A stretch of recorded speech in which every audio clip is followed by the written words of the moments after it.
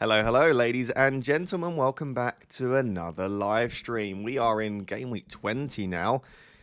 I was going to say this is when it starts to get back to normality, but the next deadline is actually Tuesday, the 14th of January. But then after that, we then get back to some sort of Saturday and Friday deadlines, roughly one per week. The next midweek deadline after that is on Game Week 27. We've got a Wednesday or a Tuesday deadline then. But yeah, it's been pretty crazy. I hope you've had a wonderful Christmas and a happy new year to you as well. This is my first stream of 2025. You love to see it. Another year of streaming. Thank you as always for being here, especially to those of you that are at every stream. The likes of Lukey Boy, Zodiac's here, FPL Chicken, Dahlia, loads of names that I always see. Immortal Technique, of course. I really appreciate you. Thank you for being here. We are going to cover absolutely everything today. Benching decisions, vice captaincy, which could end up being important, weather postponements, and much, much more, I'm sure. I appreciate all of the love. Your egg has got bigger. Probably. Wouldn't be surprised. It is a very large egg. It is one of the biggest eggs you will ever see. Do you know what? I'm wasting no time today. We're just going to get straight into it. Here's my team. Wait, I'm a bit far over, aren't I? There we go. This is my team.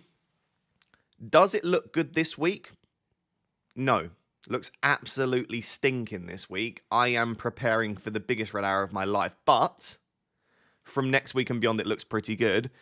I am expecting the game to be on at the moment, but I am aware that it might not. And by the game, I mean the Liverpool-Man United game. If it's called off, I have 10 players because obviously Rodgers' suspension. I'm not going to take a hit just on the off chance that it is suspended. So yeah, I would obviously have Munoz and Van den Berg come off the bench, but I do have Trent, Salah and Fernandes.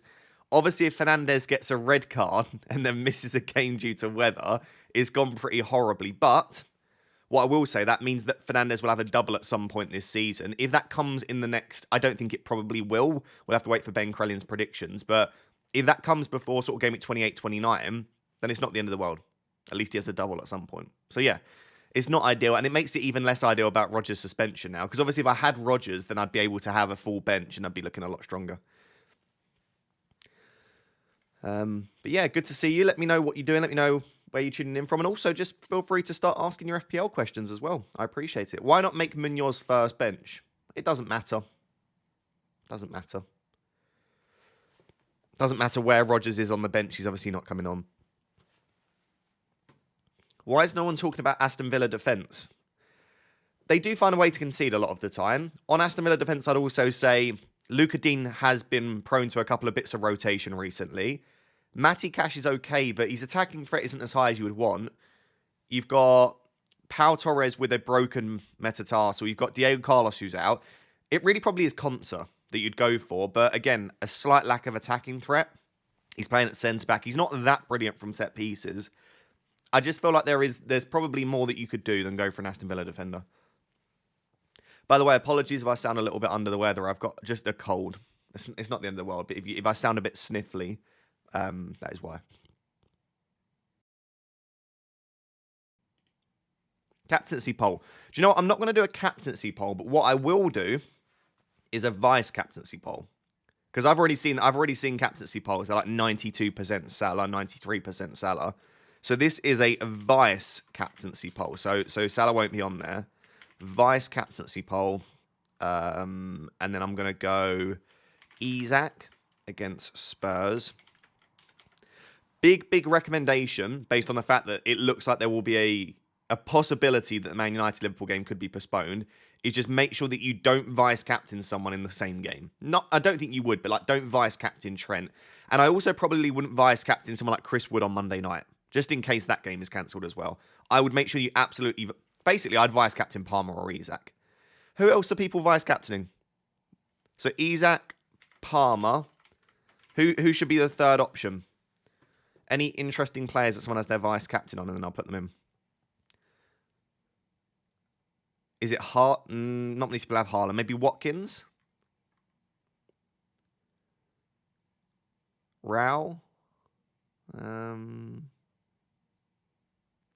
Considering Cunha's upcoming fixtures, would it be a good time to sell him? For context, I have literally no bench this week. Yeah, I think it's a good exit point for Cunha personally. No, Gareth. unless you've just joined, listen back to like the previous sentence that I said, which is do not vice captain someone in the Man United Liverpool game. Because if that game is postponed, then you obviously don't have a captain. And Burmo, Gordon, there's not really a Do you know what? I'm just going to say other. I'm not seeing a popular third vice captaincy, so I'll just leave it there. I wouldn't vice captain Chris Wood personally, Claudette, just because it's probably the second most likely game to be postponed. I don't think it will be, but if there is a second one to be postponed, it will be the Monday night game in the Midlands. Let's go just with those two then. Right, there's a vice captaincy poll in the chat, which is rare, I know, but yeah, I don't think there's any point running a captaincy poll. By the way, if you're one of the 1,000 people here already nice and early, please can you make sure you smash that like button, spreads the stream out to more people, and also make sure to subscribe as well. And yeah, big Happy New Year. Luke says, Happy New Year, Ross. Happy New Year to you as well, Luke. I appreciate the support. Not sure what to do. My team is Verbruggen, Henderson, Kirkes, Trent, Gabriel, Robinson, Colwell. Yep, brilliant defence. Salah, Palmer, Enzo, Rogers, Foden, brilliant. Isaac, Wood, Jesus, brilliant. What would I do? I would sit back, relax, and enjoy your Green Arrow. That is a fantastic team. I think your only concern this week is your goalkeeper isn't ideal, but defence looks nice and strong. You've got lots of options there. Midfield's great. You've got Foden this week. I think that looks really good. I mean, the only concern would be the same as mine, which is if the Man United Liverpool game's called off, but you don't have Bruno, so you only have Trent and Salah. I'd just leave it, Luke. Roll the transfer. There's nothing you need to do there with that team. Kieran says, Happy New Year, mate. Happy New Year to you as well. Jackson to Wood. 2 reasons. He's annoyed me. B, want 1.5 million extra in the bank to get Arnie for the double game week. What are your thoughts? I hate it. Personally, I wouldn't sell Jackson to Wood. 10 times out of 10, I would keep Jackson and not sell him. However, I do understand the idea of freeing up the funds, but do you need to free up 1.5 million now when you can't activate the chip till game week 24? And you're not probably going to play it then until game week 25. I just don't think you need to do that right now. If in 3 or 4 weeks Jackson's still annoying you, then I would absolutely look to move to Wood. But I wouldn't be doing Jackson to Wood this week. If you gave me a free choice and I had the money between Jackson and Wood, I would absolutely prefer to have Jackson this week. I'm not just saying that either. I genuinely would. If you're asking why don't I firstly didn't have the funds available at the time. And then I secondly have 3 Chelsea already. But I would have gone to Jackson if I could have. Doug says, love from California. Big love to California. I still haven't been to the US. That needs to happen at some point. Play Hall or Aina or João Pedro? I think I'd play... Oh, that's a really tough one, actually. I'd still play João Pedro because Arsenal are missing Timber and he's on penalties. And I think Hall concedes. And I think Ola Aina's got an okay attacking threat, but I don't expect it to continue at the rate that maybe he's had this season. I'd probably just about say JP, but I think that's very close. DK says, best swap for Cunha. I have Isaac and Pedro who can go up to 8.7, thinking Jackson can't afford Watkins. I would go Jackson unless you think you'll need the funds elsewhere. Like, unless that money allows you to get Gordon for Enzo or something like that down the line, I'd go for Jackson. If the money is important to you for future moves, then I would just go for Chris Wood. I also think Gabby Jesus is probably going slightly under the radar. I think my top 3 replacements for Chris Wood, assuming you've already got Isaac, are probably Jesus, Wood, and Jackson. And I would also give a shout out to Mateta, but it's probably not the best entry point. But I still think from game week 21 and beyond, Mateta is right up there as one of the best options. Morning, Ross. See you're on Isaac vice captain now. Any temptation to switch back to Palmer? I don't think so. But maybe. I just think that Spurs team is just awful, isn't it? It's absolutely awful, but maybe. I've seen some people claiming that Spurs might try and get the game cancelled because they've got to have 10 outfield first-team players fit and 1 first-team goalkeeper fit. And yesterday, apparently only 7 first-team Spurs players trained. Now, I reckon by today they'll probably have enough players fit to play the game, but only 7 first-team players were available for training yesterday for Spurs. I think Isak's a genuine captaincy shout. So yeah, I think Isak vice captain makes a lot of sense for me. But the thing is, Palmer is Palmer. You know, would I be surprised if Palmer goes and gets 15 plus points? I wouldn't.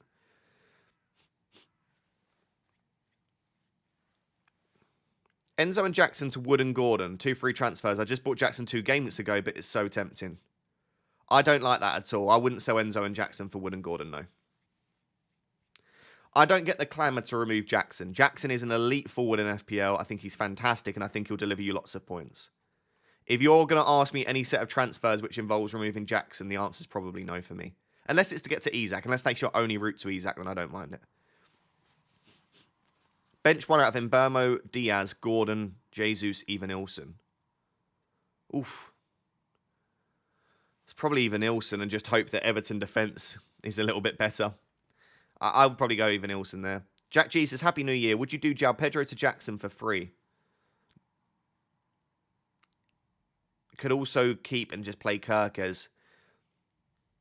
Oh, it's a lot of money that you're using on that transfer. As much as I do prefer Jackson to João Pedro, is that the best use of your funds? When you can play Kirkes and then next week João Pedro's got Ipswich. I think in that position, I may well be tempted to just roll and keep Jack. It's tempting. I think it's quite close, but I probably wouldn't do it and I'd just play Kirkes. Or just play João Pedro. Like I said, with Timber being suspended, I think the Arsenal defence is a little bit weaker. Do you have any transfer considerations, Ross? I've already done Cunha to Wood, and that was my only free transfer.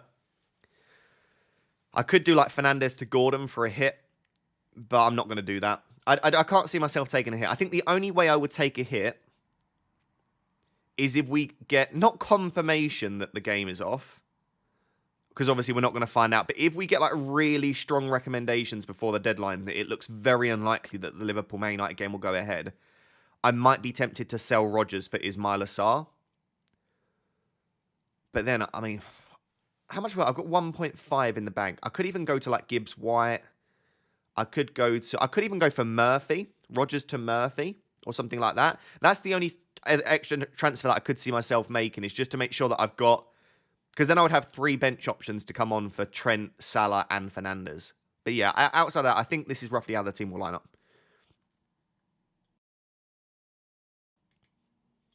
Lee says, love watching your streams. Thank you very much, Lee. Raya, Pickford, Trent, Robinson, Gabriel Hall, Aina, Salah, Palmer, Iwobi, Sarr, Murphy, Isak, Gakpo, Mateta. Who to bench? I love that team, Lee. It's really nice to see a team that doesn't have all of the same players. Like, you got Iwobi in there, you got Murphy in there, you got Gakpo, Mateta. Who would I bench? In your attackers... Oh, that's a really tough one. I mean, you can't bench Iwobi this week. It's probably Ismail Assar this week I would bench. Or Mateta. I think you bench one of your Crystal Palace attackers. Goalkeeper situation, I would bench Pickford. And I'd start Raya.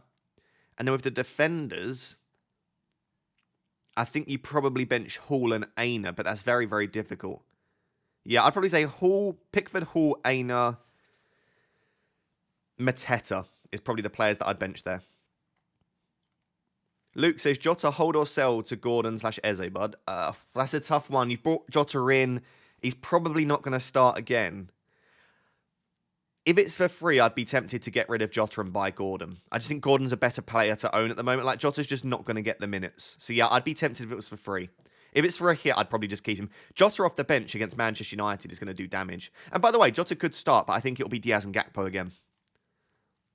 It's a tough one, though. Like I say, you've brought Jota in, and he's just not starting. It was always a risk, but we probably expected him to start at least a couple. Dennis says, yo, Dennis. First team, Verbruggen, Trent, Aina, Gabriel, Ain't Nuri, Ahmad, Salah, Palmer, Bruno, Isak, Pedro. My bench is Fabianski, Rodgers, Munoz, Cunha. 1 free transfer. Thinking Cunha to Wood and either Ahmad or Pedro -4. I don't think you need to take a -4 this week, really, do you? I'd probably just do Cunha to Wood. Yeah, I'd probably do Cunha to Wood. And if you really don't want to play Ahmad, which, by the way, I'd be tempted not to, you could just start Munoz. I guess if you want to make sure you've got the bench cover in case the Liverpool-Man United game is postponed, then yeah, you could maybe Ahmad out for a -4. I prefer selling Ahmad than I do João Pedro. I think João Pedro is a better asset than Ahmad at the moment, just with the way Manchester United are playing. I was very excited by the prospects of Ahmad a few weeks ago, but in the games since everyone brought him in against Man City, Man United have been woeful, so a lot has changed. I thought Man United might kick on after that game, and it's actually gone in the other direction.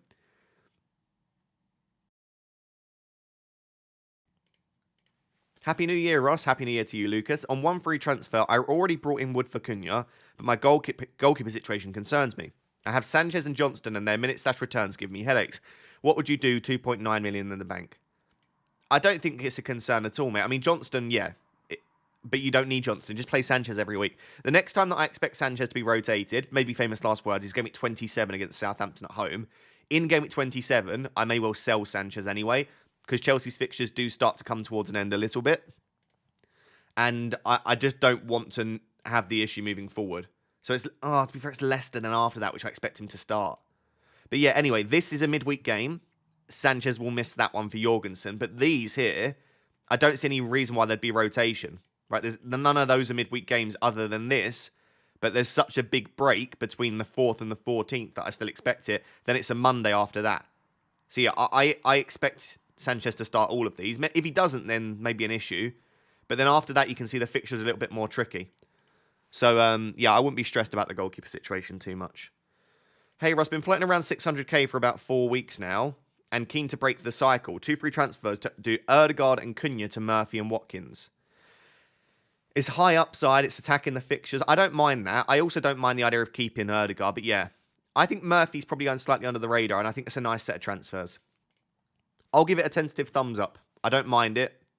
And I think at least you're attacking the fixtures with 2 players that are a little bit differential. So yeah, go for it if you've got a good feeling about it.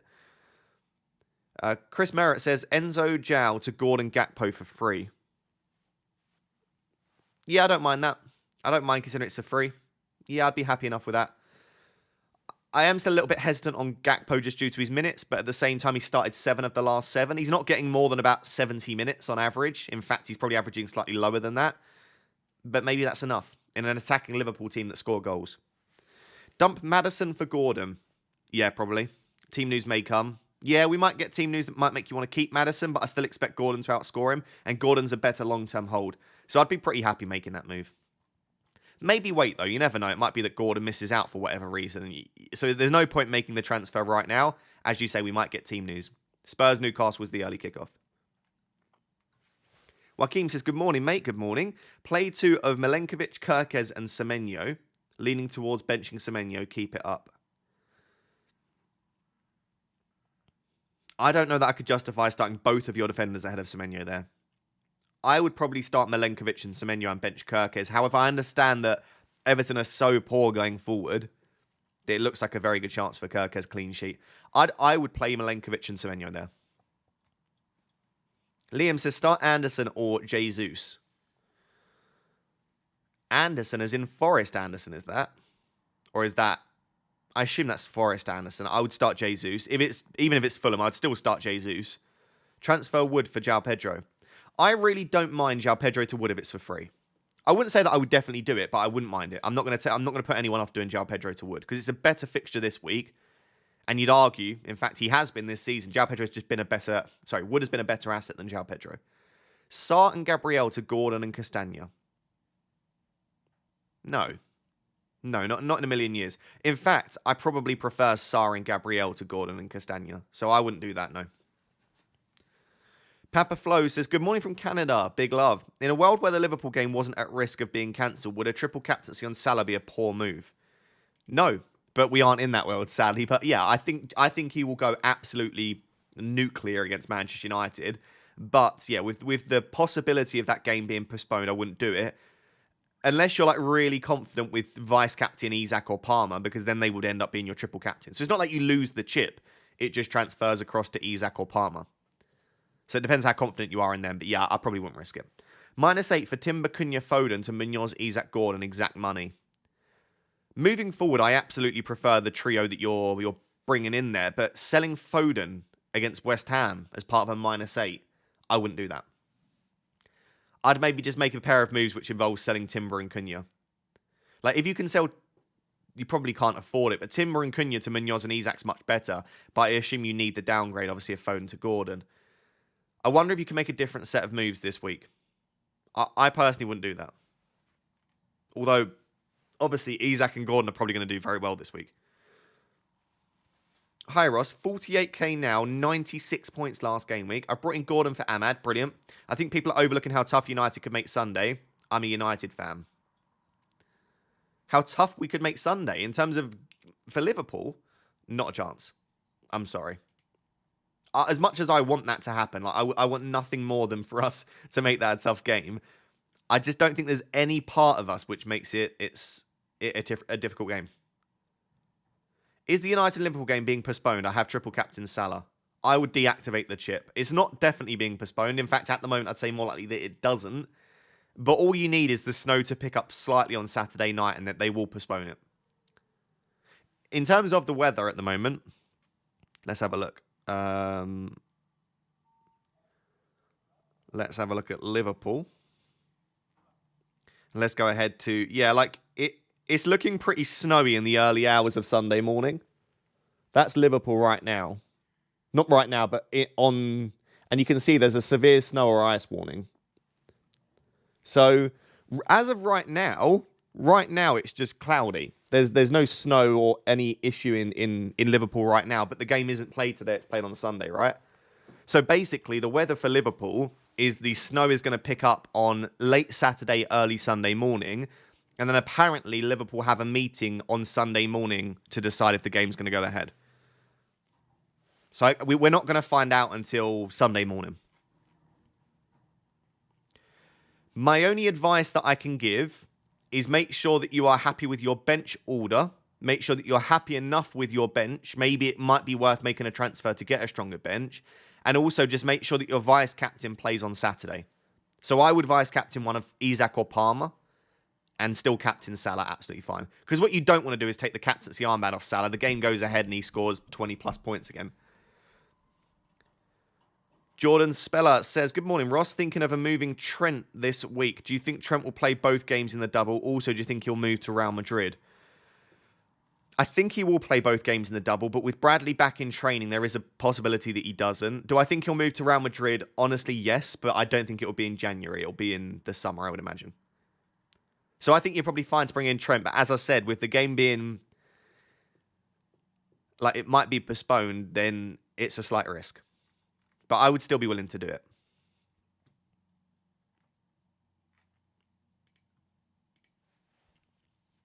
Does Anfield not have a heated pitch? It's not about the pitch as much as it is the fans travelling to the game. If it's really, really icy and snowy, then everyone that lives in the local area that would drive can't get there. Anyone that would get an Uber or a taxi there can't get there. Anyone that's getting the trains are probably going to be cancelled. So the stadium would be half empty if it's really bad conditions.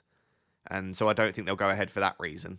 It's not always, like even, for when the Liverpool-Everton game was postponed, that wasn't just due to the wind, because obviously in the stadium it's largely protected. It was for the fans. The fans couldn't get there safely. So that's always the priority. It's never as much about the actual pitch and the game as much as it is the fans travelling, which is good, right? The football is about the fans, so they should be taking priority in these circumstances.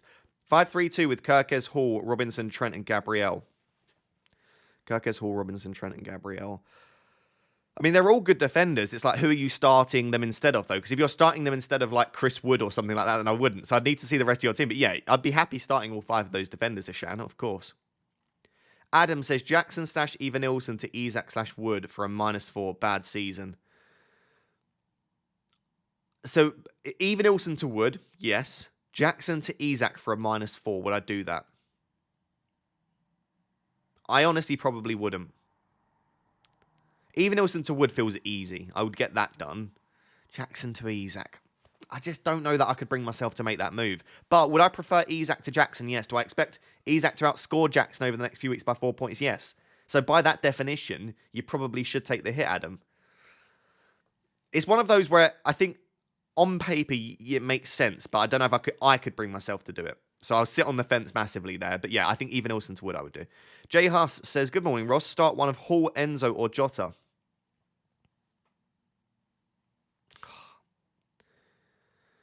Maybe start Jota and just hope that he gets something off the bench. But that's not very optimal, is it? I would start Enzo. I'd start Enzo. Hall and Enzo are both on set pieces.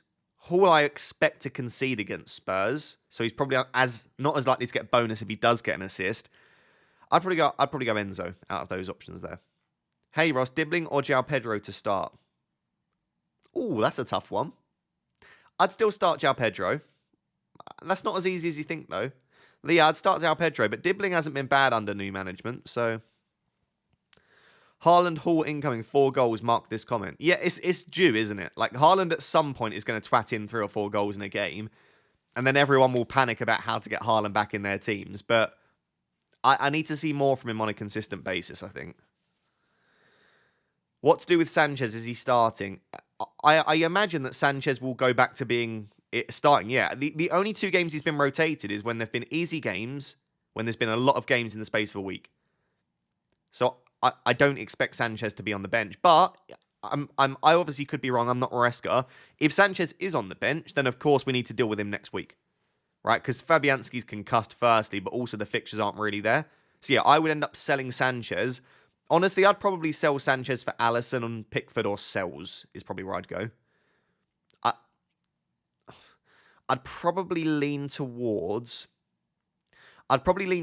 Pickford if I was to bring in a goalkeeper at the moment. I think Haaland needs a hat-trick of hat-tricks for people to turn and look at him. Yeah, exactly. Like, because he'd break the entire team. To buy Haaland, I'd have to sell Isak and Fernandes down to a cheap midfielder, and maybe another transfer outside of that. So then you're weakening your bench, you're weakening your overall squad, you're having to sell Alexander Isak. And if you're telling me, well, look, you could just sell Mateta, like, I'll show you how tough this is to get him in. Like, you really need so much permission denied. Is this going to do this thing where Oh my goodness, this happens on such a consistent basis. Why are you regularly logging me out of Fantasy Premier League? What are you doing with yourselves? Now I have to go through the process of bloody getting into my password manager. Then no. Oh, for goodness sake. Chat, this is a nightmare. This seems to happen every other stream.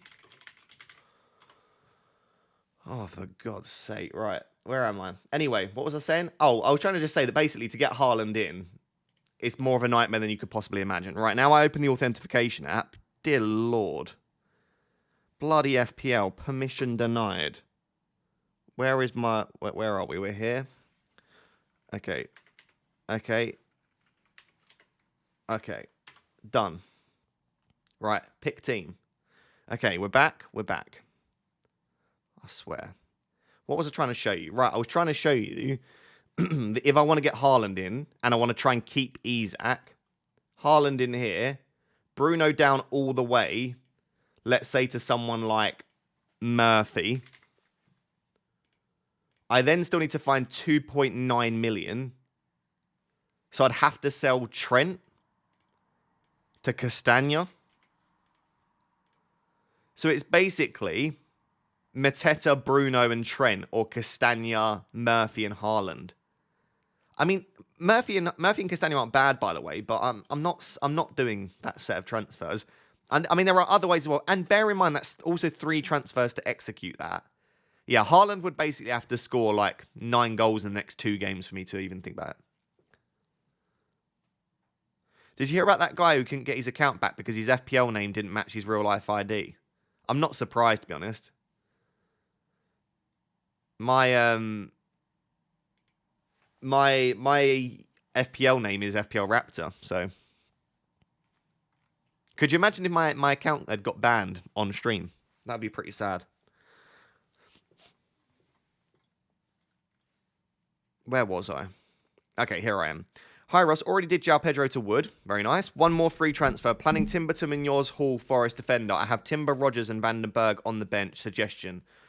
I'd probably go Lewis Hall, then Munoz, then a Forest defender. But if you're looking at the entry point this week, then it's probably Forest defender, Munoz, and then Hall. But I just think you need to look a little bit longer term than just 1 week. So I would probably go for Lewis Hall. He's my favourite defender to buy right now, Lewis Hall. Munoz, Kirkes, Enzo. Bench 1, start 2, and why? Munoz, Kirkes, Enzo. I'd probably bench Munoz and start Kirkes and Enzo, and I would just back that Chelsea will score. That's why. So yeah, I'd play Kirkes and Enzo. Hi, Ross. I have no bench and Timber, Rogers, and Powell. Oof, okay. Would you do Timber to Castagna and Ahmad to Gordon for a -4? Yes. Yes, I like that. Get that done. Yeah, I like that a lot.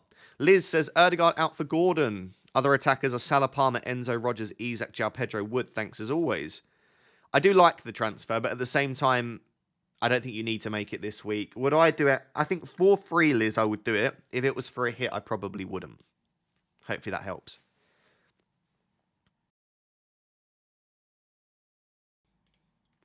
Shornak says, 3-5-2 with Gabby, Trent, Kirkes, Salah, Bruno, Ahmad, Palmer, and Burmo, even Ilson, João Pedro. Have Munoz, Timber, Cunha on the bench. Do not wish to sell Bruno, Ahmad as Southampton next. 2 free transfers. Any suggestions on what to do? So if you're not going to sell Ahmad and Bruno, it's basically either Ilson or Cunha to Wood, I think is your best move there. Yeah, I would say even Ilson or Cunha to Wood. Yeah, I think so. Out of who I would sell, I'd be tempted to sell Cunha just to give you some more bench cover for this week, just in case that Man United-Liverpool game is called off because you've got 4 players in that game. So yeah, I would do Cunha to Wood. Shornak. Bench one of... Or Gabby Jesus, by the way. And another decent option. Bench one of Hall, Munoz, or João Pedro. I would probably bench Munoz. Probably Munoz. Hi, Russ. Happy New Year, mate. Thank you very much. Would you play 4-3-3 and start Howson or play Enzo in a 3-4-3? Thank you and good luck this week. Good luck to you as well. I'd play Enzo. I'd play Enzo in a 3-4-3.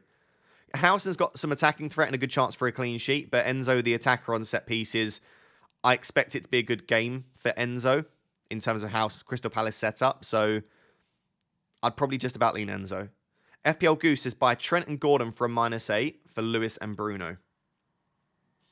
I actually probably... I wouldn't do that.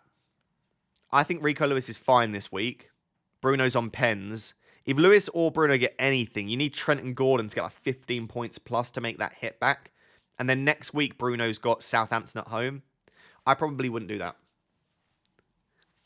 George says, good morning, Ross. Good morning, George. Bad situation if the Liverpool game is cancelled. I'll have Vandenberg or Davis off the bench. Is it worth a -4 for better cover or just roll? Vandenberg and Davis aren't bad cover, to be honest. Vandenberg's got Southampton. Davis has got Fulham, right? I think they're fine. That doesn't sound like bad cover to me. No, I would just roll it. Yeah. I mean, if you've got like no bench in terms of literal players like Rodgers, Cunha, Timber. If your bench looks like that, then yeah, maybe you take a -4. But I think both of those could return. Should I play Rico Lewis or Saliba starting Gabriel? I'd still play Saliba. Arsenal defence is so elite. Need to bench one of Howson, Van Dijk, Aina, Robinson.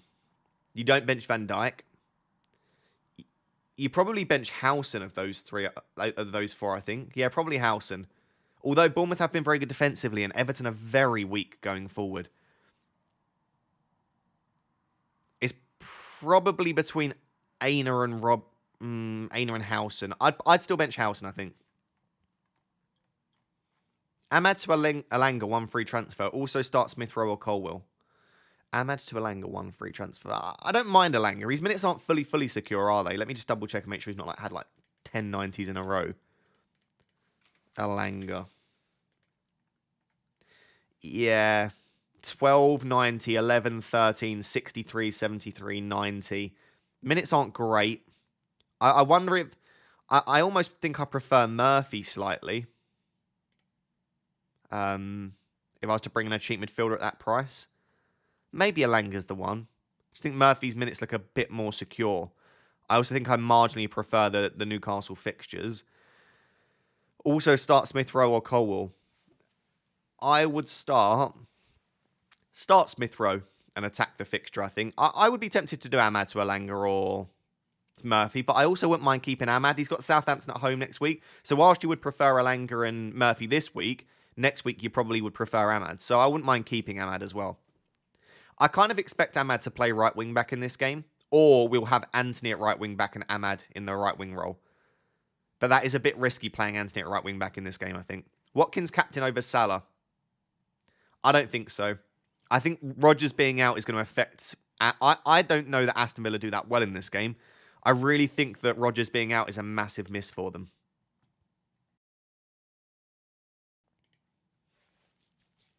Hi, Ross. Got Flecken, Verbruggen, Gabriel, Robinson, Van Dijk, Munoz, Mosquera, Bruno, Salah, Palmer, Ahmad, Rodgers, João Pedro, Jackson, Isak. 1 free transfer, 4 at the back this week, not feeling confident.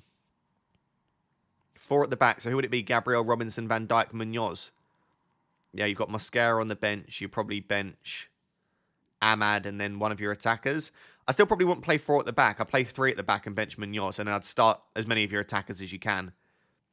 Yeah, it's not the best team in the world. I agree, but also a lot of people don't have a very strong team, and FPL isn't a week-by-week game. It's a 38-game week game. So you're not going to have a good team every week, and moving forward, that team really doesn't look that bad. I think you're fine. I think you're fine, Tan. Mo says, thoughts on Enzo to Sarr? Yes, but not this week. I'll do Enzo to Sarr next week. Also, start Munoz or João Pedro. I'd start João Pedro. How are you doing in the cups? Don't know, actually. Where are we? Cups. I got knocked out of the Sky Sports Cup, the England Cup, and the Man United Cup, but I am still in the overall cup. I am playing against someone called Charlie Dodd in the cup. Charlie Dodd is 47k. Fantastic. I can't wait to play against Charlie Dodd at 47k. Bit of a piss take, really, isn't it? What's his team? He wildcarded in game week 9. I'm playing against someone that's only just wildcarded. For God's sake. Although, our teams are pretty similar, to be honest. We've both got Sanchez, both got Trent, Palmer, Wood, Isak, Salah. Both got a Palace attacker in there. He's got Lewis Hall, though, who he benched. His team's probably better than mine. Yeah, I'm probably going to get knocked out of the cup, in all honesty. Probably going to get knocked out.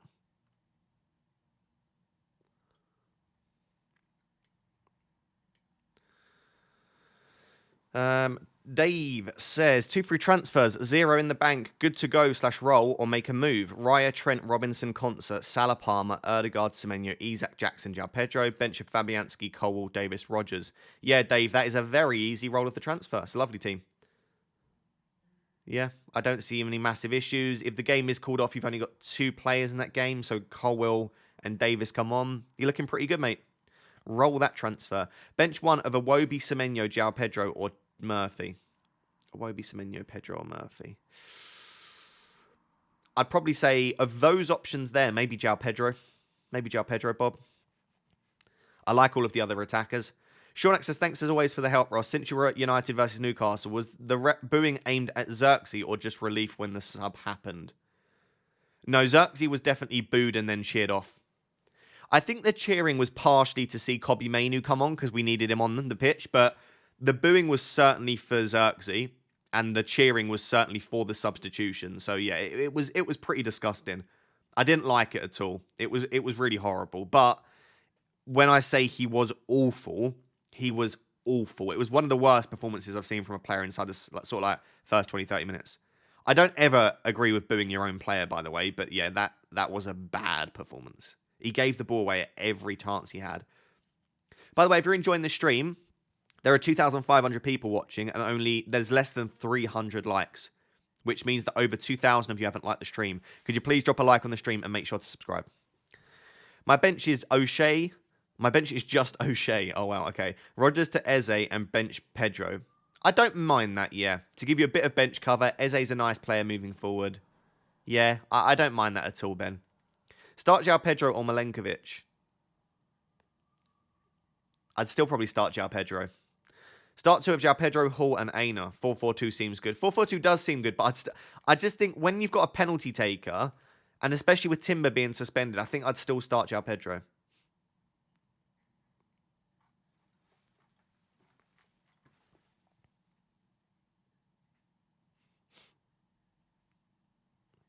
I have Rogers, Cunha, and Diaz, yet the one free transfer I want to make is Ahmad to Gordon. How has this gone so wrong?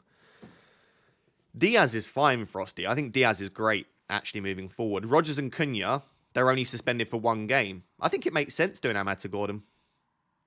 I've got no issue with that. It's not like Rogers and Cunha are suspended for 3 games and Diaz is not getting any minutes, so it doesn't sound too bad. Why is no one captaining Salah versus United at Anfield? Mate, I think everyone in the world is captaining Salah. If you're talking about the poll, that's a vice-captaincy poll. That's why. My bench is Munoz only this week. Well, yeah, well, my bench is Munoz and Vandenberg, so mine isn't much better. I don't think that's a huge issue. Listen, I think if the game gets called off and people end up with only 10 players, I think that's going to be quite common this week. So I wouldn't stress too much. Hi, Ross. Start 2 of Castagna, Kirkes, João Pedro.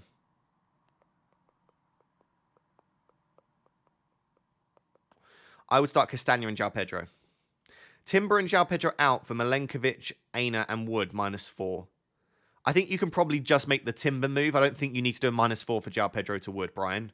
So if it was my team, I would just do Timber to Milenkovic and then leave it there. Aina is a better asset than Milenkovic, but Milenkovic is like 0.6 million cheaper, I think, at this stage, or 0.5 million cheaper. So I would go for Milenkovic. Dahlia says, playing 4-3-3 in case the game is postponed. I have 3 Liverpool players and Ahmad. My defence would be Gabriel, Hall, Kirkes, and Virgil, Robinson bench, and Diaz, Salah, and Palmer, Sarr bench, still only 10 players. Yeah, your team sounds pretty good, though, from what I can tell there, Dahlia. Thank you for the super chat, by the way. I appreciate it. Yeah, I don't see an issue there. Like I say, 10 players is only an issue if the 10 players don't deliver. I've had probably like 5 or 6 green arrows before in weeks where I haven't even fielded 11. Because often your 10th and 11th player get like 1 and 0 points. It's not that all 11 of your players get points often. So, like in previous weeks, I've had like a Bruno -2. If I'd have had 10 players and not had Bruno, I would have actually had more points, you know? What game are you talking about that might be postponed? The Liverpool versus Manchester United game is the only game at the moment which looks like it has a possibility of being postponed. Weather has changed Sunday for heavy rain. It's not Sunday that's the worry. It's Saturday night going into early Sunday morning. And on mine, it still says very snowy. Right, mine still says that Liverpool is snowing. If you look on the Met Off, it says a similar thing as well.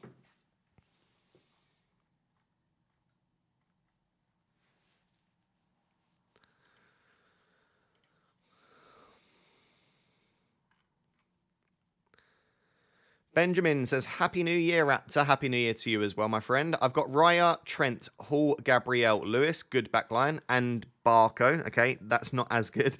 Enzo, Semenyo, Salah, Kudus, Murphy, Jackson, Isaac, Cunha. I'm thinking Kudus to Mbermo with one of my free transfers. Any thoughts? Yeah, I don't mind Mbermo. After this, he's got City and Liverpool, I think. City's not an awful game. Liverpool's not great. Would I go Gordon ahead of Mbermo? Yes. So I like Kudus to Mbermo. I like Kudus to Gordon even more. I guess because you've got Murphy and Isaac, you might not want to triple up on the Newcastle attack, which is fair enough. Yeah, I really don't mind that. And Mbermo will just continue to tick along and get points. It's what he always does.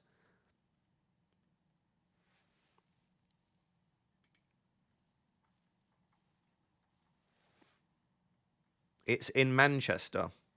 Nope, it's at Anfield. It's at Anfield. There is 0 chance that the Liverpool game is being cancelled as someone that's driving from London tonight to go watch it. I hope for you that it's not them. But yeah, I would say right now there's a 30% chance of it being postponed. I think right now it's 70% likely to go ahead. The weather doesn't look that bad, but the weather can change and the weather apps can be wrong. And if it does pick up a little bit and we get a few inches of snow and ice, I wouldn't be surprised if it's cancelled. But then Liverpool have got so many games to rearrange, right? They've already had one postponement. They're going to have a second. Hi, Ross. Would you sacrifice a -4 to sell Young for Hall? Probably not, no. Probably wouldn't take a -4 for that. Unless I've missed something and Young's not playing.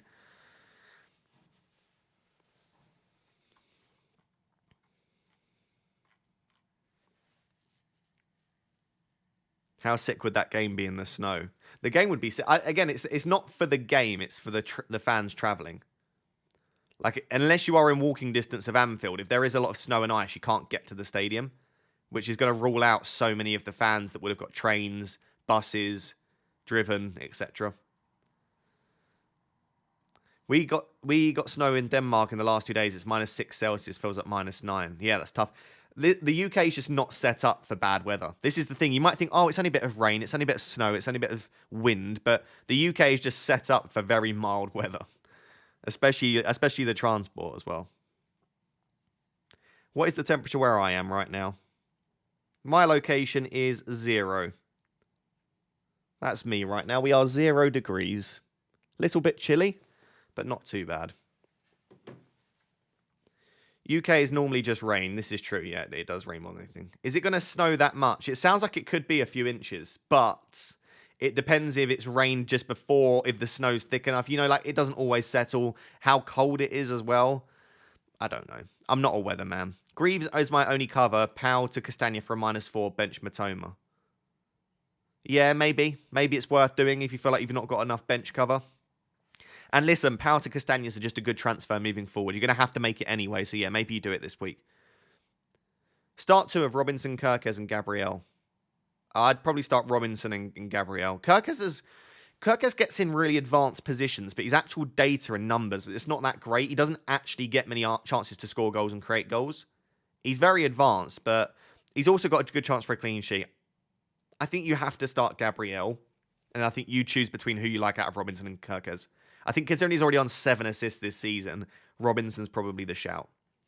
Hold Havertz or go to Jackson Wood for a -4.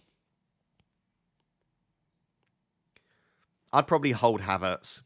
I don't like the -4. If it was for free, I'd go to Jackson, but...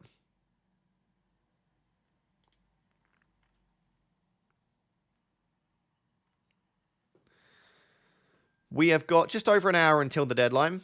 Make sure you're starting to think about those moves. We might get some early team news. The early kickoff today is Newcastle versus Tottenham. So we might get some stuff on that game there.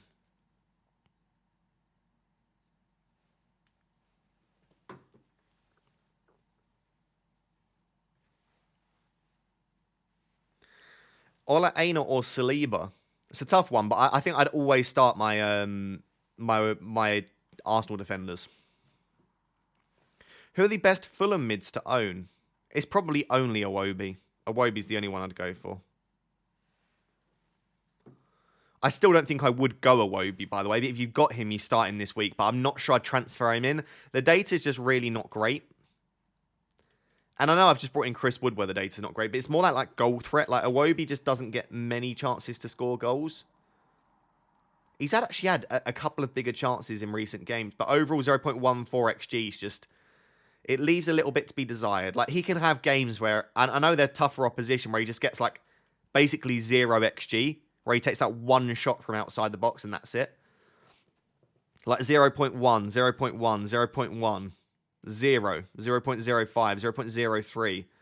He's got decent creativity. But, I mean, this is promising, where he's had at least a couple more big chances. But he's okay. Obviously, off the back of his 15 points, a lot of people were tempted. And then he's got 2-2, 3-2-2. It's just not a very nice run of returns. But bear in mind, Chris Wood had exactly that. Right? Chris Wood had 2, 8, 2, 2, 2, and then he gets his 12. So it's possible that Iwobi does well this week. I wouldn't be surprised if he does go and grab a couple of returns. It's a good fixture. Although, Ipswich have been decent recently. I certainly think Ipswich are the best of the 3 promoted teams, in my opinion.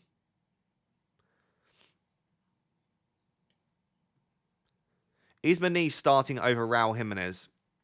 I don't know. My prediction right now is that Raul Jimenez starts, but it's very difficult to know which way that will go.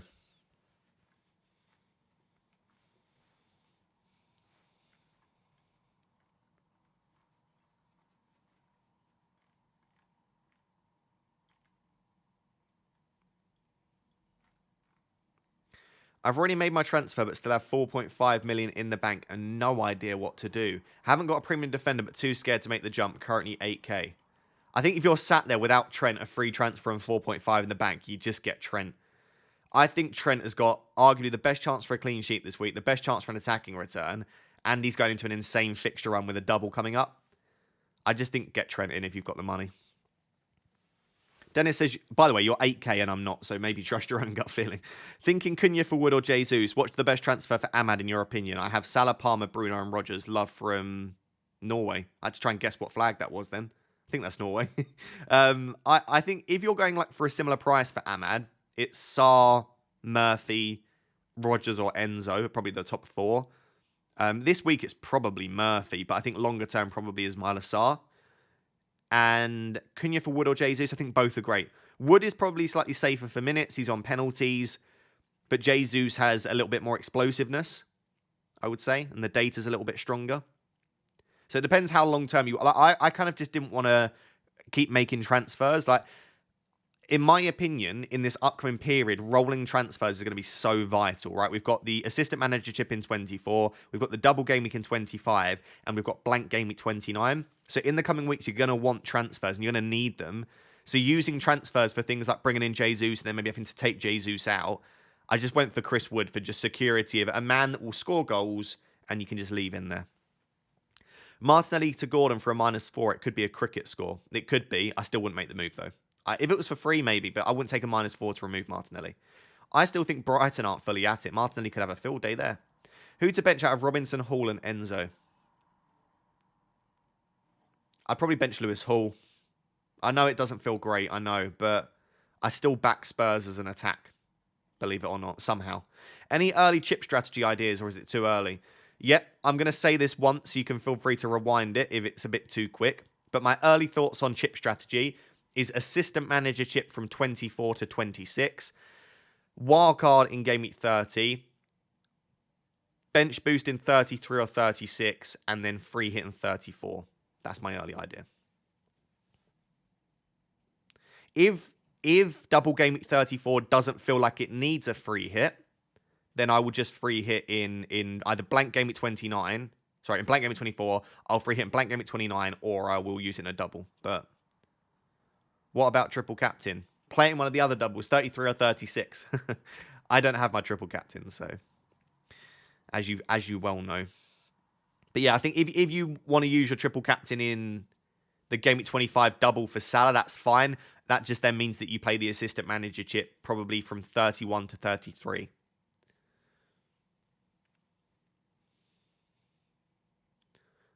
Start Colwell or João Pedro. I'll say this now. I think unless you've got a defender like maybe like Robinson or who's another good defender example? Like Luca Dean or like someone that's attacking and has a good fixture, I'd probably start João Pedro ahead of them. You won't have triple Liverpool for game week 23 versus Ipswich. If I end up playing my assistant manager chip, then no, because I can't. Because then I'd have to remove that Liverpool player to go and get Arne Slot. So it basically, I need to decide by 23 whether I want to play the chip. If I don't, then yeah, maybe I just bring in a Liverpool asset for the Ipswich game. I'd probably end up going, I would imagine, for one of Gakpo or Diaz. But if the minutes are still really unpredictable, then maybe I'd just go for like Konate. Konate may well be the best third Liverpool asset moving forward. Lee says, Wissa for a 1 week punt, already have 5 transfers built up. Yeah, maybe. I think Southampton have been a little bit better defensively under new management, so maybe not. Isn't Slot as assistant manager really low value? The fun is getting the right lower mid-table manager. I wouldn't say it's low value, but it has a lower ceiling, but it also has a higher floor, I think. Because if you go for a team that are ranked 5 places lower than the other, then you're basically backing a weak team. So, like, you've got a good chance of losing that game, and then you don't gain anything, really. FPL Pickle says, good morning. Good morning, Pickle. You're 54 minutes late to the stream. Someone has been sleeping past their alarm. Someone has been... I was going to call you at 10 a.m. So you are 6 minutes before I was about to call you live on stream and wake you up.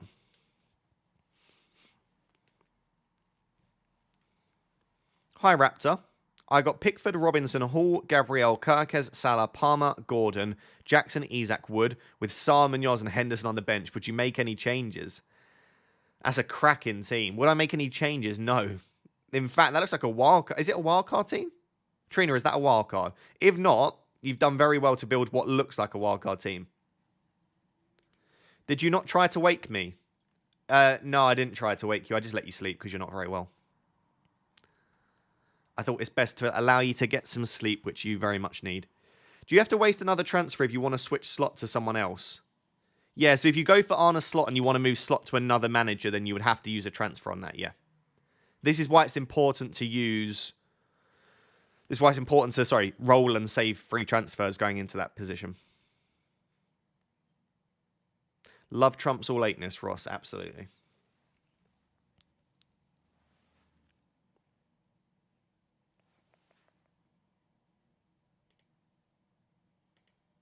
Where was I?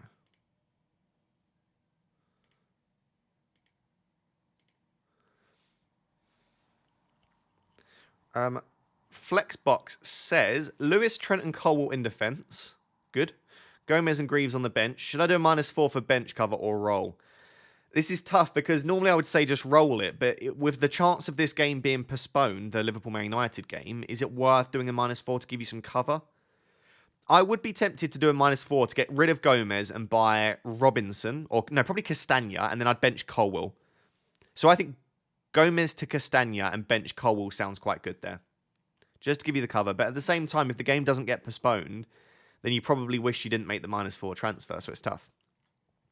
Ross Fraser says Henderson, Trent, Gabriel, Robinson, Gomez, Vandenberg, Salah, Palmer, Sarr, Bruno, Rogers, Wood, Pedro, and Isak. Made two transfers, 1 free transfer -4, 1.7 in the bank. Would you sell Gomez to Munoz as bench cover?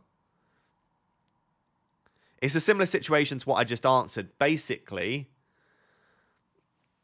would I do that?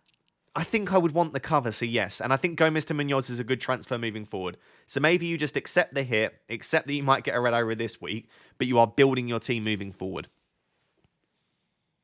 Hit subscribe. What a brilliant name. And by the way, please do hit that subscribe button. I have 3 outfield Liverpool players starting. Worried about the postponement. Bench of Munoz, Henderson, and suspended Timber for a -4. Would you do Timber to Castagna for full cover? No, I probably wouldn't in that case. Like, you've got a bit of cover. If you end up having to play with 10 men, you end up having to play with 10 men. It's not the end of the world. So in that case, I probably wouldn't take a -4. And I also think Timber is an absolutely fine long-term hold, so probably not. MN Chuckster says, Happy New Year, Ego and Pickle. Team sorted, no questions today. Enjoy the weekend. Hopefully you smash that guy in the cup. Big love. I hope you have a fantastic weekend, my man. I appreciate it very much. And thank you as always for the support. You're a legend. I'd also slightly need a wee, and I'm not sure if I can make it to 11. That's a bit of a sad one, isn't it? If I have to do a wee in a bit, chat, please don't leave. We'll see how we go. Why'd you start Bruno? He's on penalties, and my bench isn't great. I think I prefer Bruno to Munoz. Let's just say that. I gave ChatGPT a ton of data from Opta and asked who to bench between Aina, Kirkes, and Robinson. The results was bench Kirkes and start the other two. Yeah, I'd probably agree with ChatGPT. Go now before it gets crazy. I might go in the next 20 minutes. I'll see how I get on. Is Sanchez nailed now? I think Sanchez basically is first choice goalkeeper for Chelsea. He just doesn't start the midweek games against easier opposition, which is why he was benched against Southampton and Ipswich.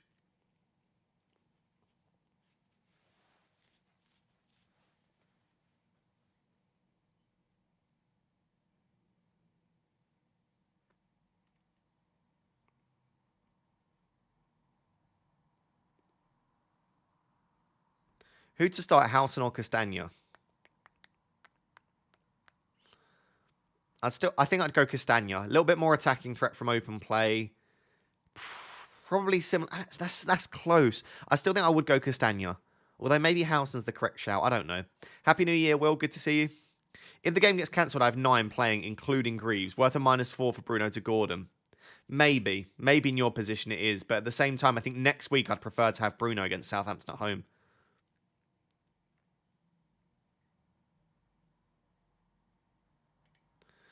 Just seen all the price changes this week. Ahmad to Gordon is out of the window. Yeah, there have been a lot, haven't there? I don't know if Gordon's gone up once or twice, but yeah. I mean, Wood has risen twice this week, you know.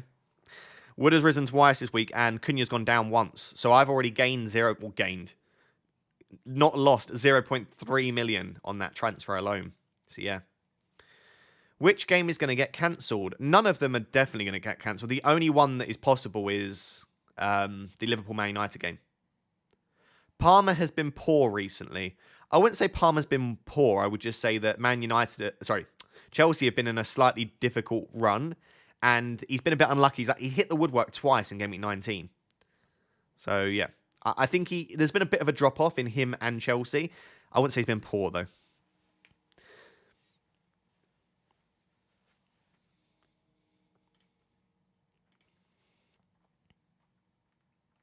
Would you be tempted by Erdegaard to Gordon? I would be tempted, but I probably wouldn't do it. Conser or Anderson from Fulham. Love the content. I prefer Anderson to Konsa, I think. Oh, if you're asking who to start this week, I still probably prefer Anderson. In terms of buy, it's definitely Anderson. But yeah, in terms of a start, it's close. Start Johnson or sell for Mbermo Gordon, and which one? If it's for free, I would sell Johnson for Gordon. Cunha for Jesus or Cunha and Gvardiol for Haaland and a 4 million defender? Oh, that's actually really tough. Depending on the rest of your defense, I would be tempted by Haaland and a 4 million defender. But if the rest of your defense is quite weak, I would just go for Jesus. Yeah, it sounds like you've got an easy-ish route to Haaland, so I'd be tempted to take it. Ahmad or Ismaila Sarr? I think Sarr for me. I also have a benching headache with the defense. Bench one of Kirkes, Robinson, or Munoz. I would probably bench Munoz there and start Kirkes and Robinson. I'd see Wolves Forest as a risk. Going to be a frozen, sloppy mess at 8 p.m. and they will have to think of the fans. Yeah, that's the only other game which has a small chance of being postponed. So that the most likely is Man United, Liverpool, or Liverpool, Man United in that order. And then I think after that, because it's been in the Midlands and there's supposed to be a bit of snow and ice, I think the Forest versus Wolves game also has a chance. Pick Hall or Lewis at the back. Love you, Egg. Big love. I'd actually start Rico Lewis. I would. I'd attack the fixture there. But I think benching Lewis Hall in any game seems to be quite risky.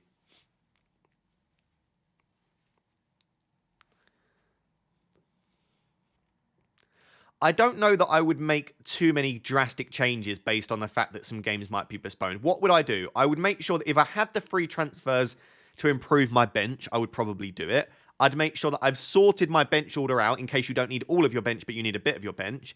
And I would also make sure that my vice captain plays today.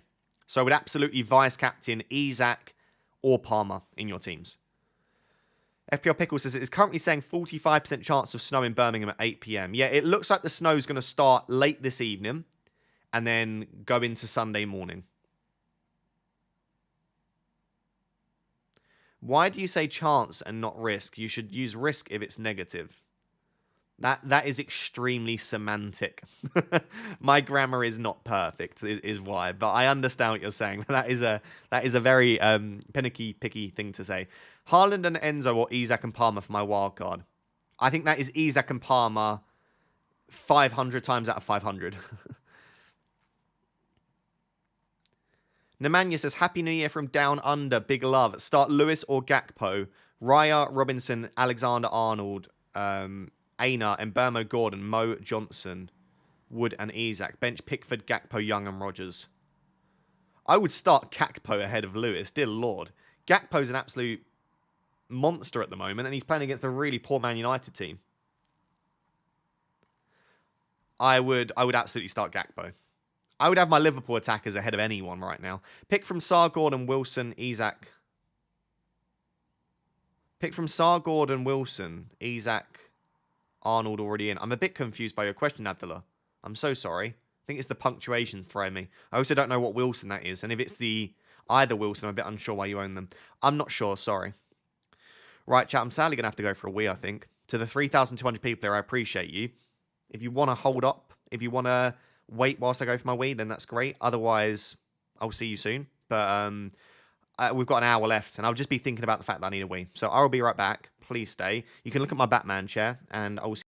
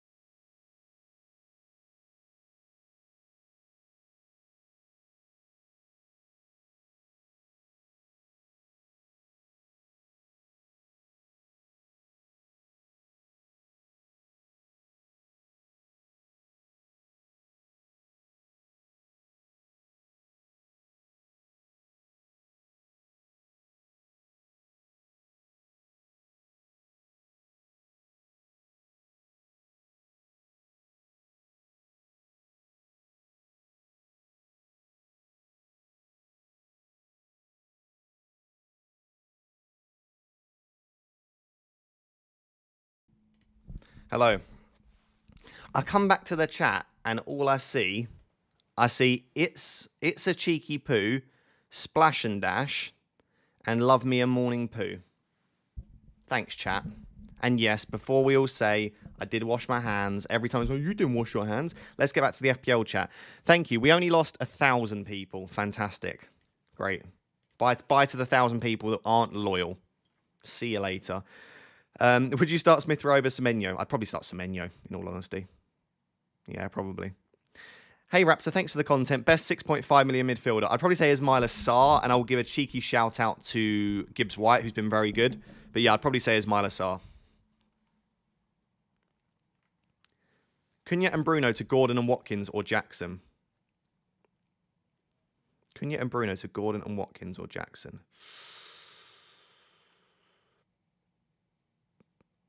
Yes for free, and I would go Jackson ahead of Watkins. If it's for a hit, maybe not. I'd maybe just do the Cunha to like Wood move or something like that. Darshil has been a member for 3 years. Just says 3 years. Thanks for the content. Thank you. 36 months, 3 years. I appreciate it so much. Thank you. Where was I? Lives says start Enzo or a defender between Castagna and Howson. I think I would start Enzo ahead of both Castagna and Howson. If I was to order those two, I think someone asked me this earlier, and it's very difficult. Howson's probably got a slightly better chance of a clean sheet, but I like the fact that Castagna's playing as a wing back at the moment. I'd probably say I'd probably have it in the order that you've got it, Liv. So I'd probably say Enzo, Castagna, Howson. That's very tough, though. At least you've got some good bench cover. Happy New Year, by the way. Happy New Year to you as well. Thank you very much for the super chat. I'm going to captain Haaland. Best of luck. Best of luck. I hope you are absolutely laughing because Salah blanks, Manchester United win. It's not going to happen, though. Haaland could absolutely outscore Salah, by the way. Listen, in a normal world, let's say Haaland is performing at a good level, then Haaland is probably a better captain.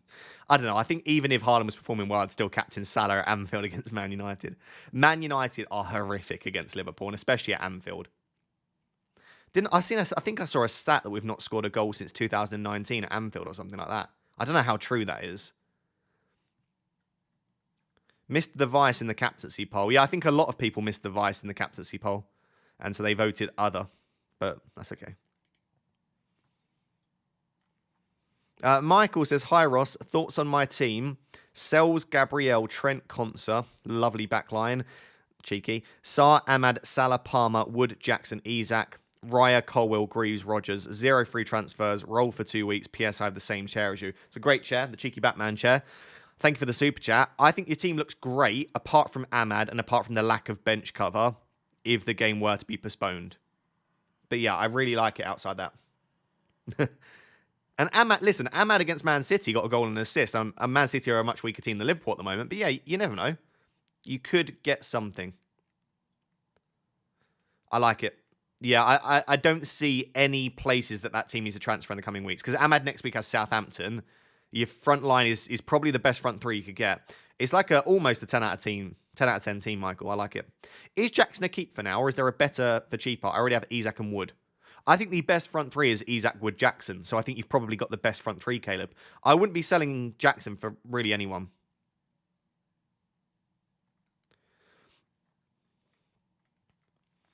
Matuata says, hi, Rosso. Currently sat top 70k. Massive. That is so good.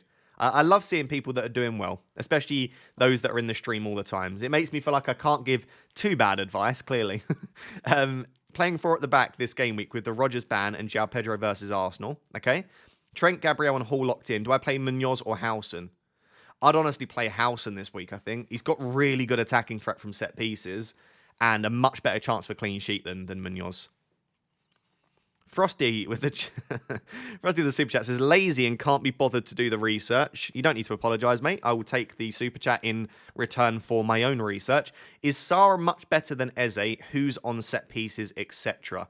So, this is a little bit more of a complicated answer than just saying Eze's not on set pieces. So, penalties-wise, he's obviously sharing them with Mateta is the latest that we heard. But there's only been one, I think, this season for them when both are on the pitch, which Mateta took.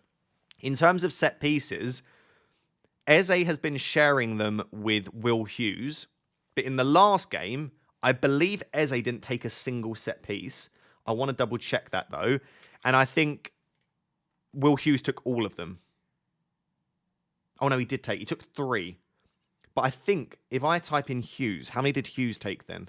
Hughes took 4. Okay, so he still shared them with Hughes, but I think Hughes is out for game week 20. So Eze should have full share of set pieces, but once Adam Wharton comes back, Wharton also shares set pieces. So basically, Eze has a share of set pieces. Saar doesn't take any set pieces. He's not taking a single set piece all season.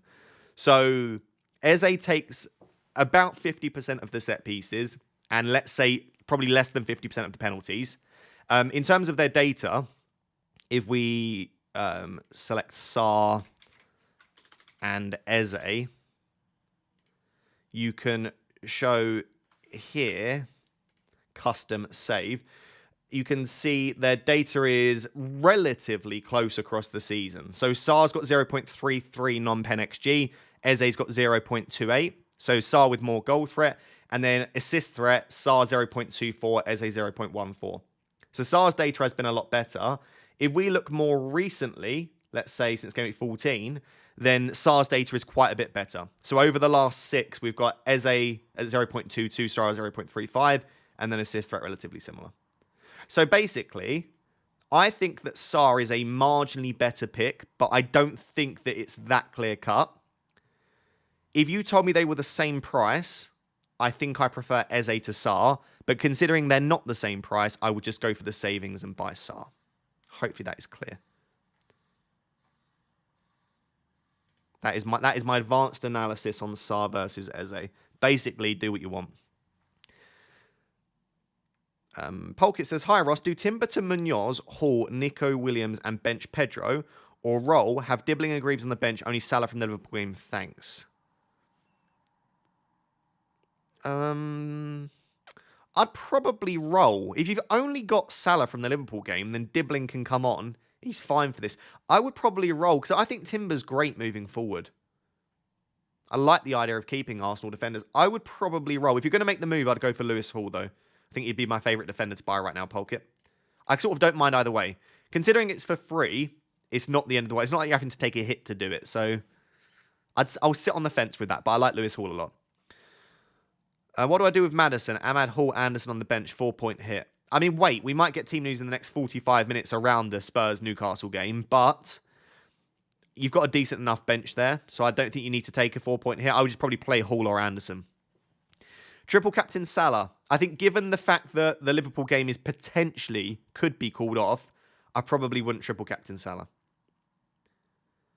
Price swings it, I guess. Yeah, exactly, Frosty. I think if they were the same price, you've got a real decision, but considering the savings, I don't think there is as much of one now. Speak says, g'day from down under. Big love. Quick one. Start Concert or Iwobi. I'd start Iwobi. Back the attacker there.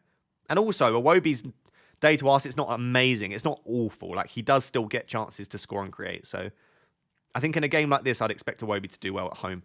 Raya, Gabriel, Trent Hall, Robinson, Milenkovic, Salah Palmer, Gordon, Saar, Rodgers, Isak, Wood, Havertz. Should I start Saar or go for a back four? Who to start in defence? I'd still start Saar. You've got to start Gabriel and Trent. I'd probably start Robinson out of those 3 defenders. But yeah, you've got a bit of a benching headache. It just means you've got a strong bench, though, if any games do get postponed, I guess. Start Semenyo or Hall. I'd start Semenyo. I'd back the attacker. NinjaXX. Well, NinjaXX has become a Rep Tier 1 member. Thank you very much. I appreciate it. Welcome. Thank you to all of the members. I appreciate you very much. Thank you for your support, as always. Hopefully 2025 is a big year for the channel and for the community. Is this the final team, Rossi boy? I think so. I can't see myself taking a hit unless we get news in the next 45 minutes that something has changed. I have 1.5 million in the bank and I've got 0 free transfers. Thor gives us an update on the Family Feud. Tried to make the Family Feud more competitive with a hit to remove Martinelli and João Pedro for Saar and Isak, but still managed 84-4 over my wife's 70. In other unrelated news, the Christmas tree is down. Respect it. you're gonna have to, yeah, you're gonna have to make some rogue moves that might backfire. But then when you make rogue moves, they often pay off. My Christmas tree's still up. I've been way too busy. I need to take my Christmas tree down ASAP. That will be an early next week jobby probably. I find it very depressing taking the Christmas tree down. We look forward to Christmas for so long, and then it's over in a heartbeat, and then you got to take the Christmas tree down. It's a very sad moment, I think. Also, it's just long, and I can't be bothered to take the Christmas tree down. Timber, Bruno, Ahmad to Robinson, Gordon, Martinelli. I'd be very tempted to do that. I don't know if I'd go Martinelli right now. I've not been that impressed with him. But yeah, I like the set of moves. And I think a -4 to make 3 big upgrades like that feels okay. Thomas says start Gakpo or Pedro. Definitely Gakpo. Already have Trent and Salah. We'll have only 9 players if Gakpo starts and Liverpool is called off. I'd still start Gakpo. 9 players. I'm going to have 10 players if the game's called off. As long as your 9 players do okay, then they do okay. But yeah, I'd definitely be starting Gakpo. Rahul says, I have 2 free transfers. Does dropping Van Dijk and taking Quansah and drop Cunha for Watkins, Jesus? No. I wouldn't sell Van Dijk for Quansah. Konate could be back for this game. And if not this game, it will probably be the next game. And I would probably just sell Cunha for Wood or Jesus. I don't think you need to sell Van Dijk for Quansah. Unless you're like desperate for Watkins, but I wouldn't be, in all honesty. Shazam says, Happy New Year. 102 points in Game Week 19 up to 71k. Thanks, Ross, for the info. I really hope you smash it this season and continue to go from strength to strength. That's great, Shazam. Playing 3-5-2 and benching João Pedro seems to work. Should I bench Hall or João Pedro this game week? Cheers. I'd play João Pedro ahead of Lewis Hall, personally. Lewis Hall's on set pieces. João Pedro's on penalties. João Pedro's obviously got better attacking data than Lewis Hall. I expect them to concede Newcastle. Obviously, if they keep a clean sheet, then you've potentially made the wrong decision. But I would start João Pedro ahead of Lewis Hall. And yeah, I hope it goes well for you this game week. Viet Jev G says, -4 for a 4.5 million midfielder and Gusto to Gabriel Murphy. Yeah, that sounds very, very nice. Or Milenkovic and Gordon, potentially even nicer. Also gives Greaves and João Pedro bench cover. Or do I do one of the above and play Pedro with 1 bench cover? I quite like both of those -4s. I'd be tempted to do it. Oh, chat. Help me answer this super chat. Do you prefer Gabriel and Murphy or Milenkovic and Gordon? I think given the upcoming fixtures, I'd want Gordon, I think. I'd be tempted by Milenkovic and Gordon, but Gabriel Murphy might be the better pairing. I'd go Milenkovic and Gordon. DJ Fit says, Hi Ross, Happy New Year. Semenyo to Gordon or someone else? Yeah, I'd go Gordon. Or hold, then Timber to either Robinson or Hall. No, I'd just do Semenyo to Gordon. Semenyo could do well against Everton at home, but they're still a very solid defence. And Gordon's just a great player to own at the moment. I would do Semenyo to Gordon, yeah. Captain Palmer or Watkins? If you're going to go for one, I'd go Palmer. Start Sarr or João Pedro? I'd start Sarr. So Captain Palmer, start Sarr. Yeah, you're right, Zodiac. Milenkovic and Gordon is a more nailed combo. Murphy could get rotated at some point. And then you've got a pretty tricky price point there at 5.1. Yeah, I'd go Milenkovic and Gordon, I think.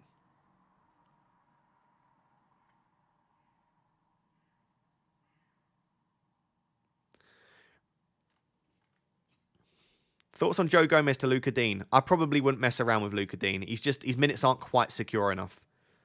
I think Robinson, Hall, Munoz, Milenkovic, Kirkes, Howson, Castagna. Like, there are so many good cheap defenders that are pretty nailed on in terms of minutes. Asem says, my main squad is Sells, Luca Dean, Gabriel Hall, Gordon, Salah, Palmer, Diogo Jota, Isak, Wood, Havertz, a bench of Sanchez, Enzo, Munoz, Greaves. Any changes? Nah, it's a great team. I mean, Diogo Jota's a slight concern. Does he get the minutes? But I feel like you could definitely start him ahead of Enzo and Hope. Outside of that, it's a very good team. I'm really jealous. You got some really nice picks this week. You should be getting a pretty good green arrow, I would imagine, with that team. So well done. Blackfinch says, Hi Ross, rate my team. Pickford, Fabianski, Robinson, Colwell, Aina, Porro, Hold Bellis, Smith Rowe, Salah, Gordon Palmer, Ahmad, Jackson, Wood, Isak. 2 free transfers. Any suggestions? I'd give it like an 8.5 out of 10. I think your only real concerns right now is the absence of Trent, the fact that you've got Pedro Porro, and the fact that you've got Amad Diallo. and Smith Rowe, actually. Do you know what? I'm going to drop my rating to an 8 out of 10. So I think you need to prioritise. You probably want to remove Porro, Smith Rowe, and maybe Ahmad.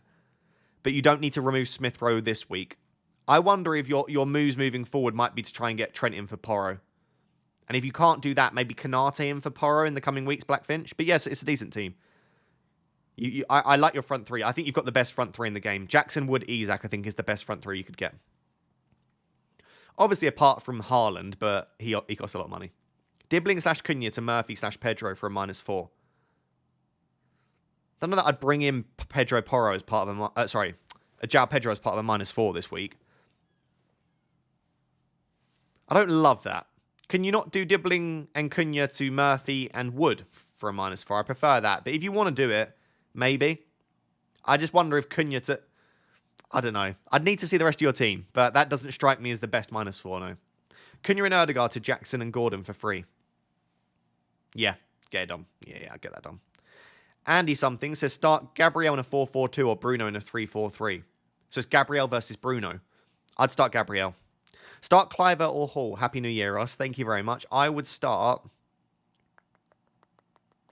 Oh, that's actually a tough one. I'd start the penalty taker. I'd start Cliver. Bruno to Gordon. How luxury is it? I have 2 free transfers, but not sure if it's necessary. I expect it to pay off massively this week, but then next week Bruno's got Southampton at home. It is very luxury, but with 2 free transfers, I think you can make a luxury move, Sam. It's okay.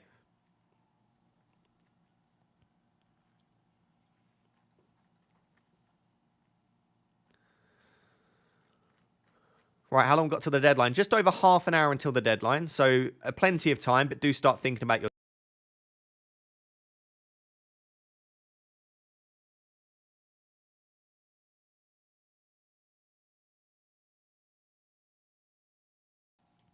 Going bold. Not bald, but bold. Going bold, Watkins captain. Best of luck. You know that Watkins is going to start at least, but without Rodgers in the team, I do worry. Random water break. You've got to stay hydrated, Pickle. My girlfriend does tell me to drink water quite a lot. You never read my chats, mate. Look, I've just read your chat. You've just wasted your chat on me saying I never read your chat. But in all seriousness, I do apologise. If you are someone that drops a message in every stream and you feel like I've never answered your messages, it's probably just really bad luck. But to give you an idea, on average, in a live stream of mine, I get somewhere between 20 and 30,000 messages in chat in a live stream. So if you send 10, you are 10 chats out of 30,000. So it's very difficult to get every question. Yeah, FPL Pickle is in bed with the flu, bless her. Not feeling too good. I've got a cold. I've had to blow my nose about 30 times this morning. I blew my nose when I went for a wee as well. But mine's a cold. Mine's not the flu at all. What's your opinion about removing Son for a hit? I would probably do it. I don't not think that Son starts, but I wouldn't be surprised if Son doesn't even start this game. He's been really poor recently.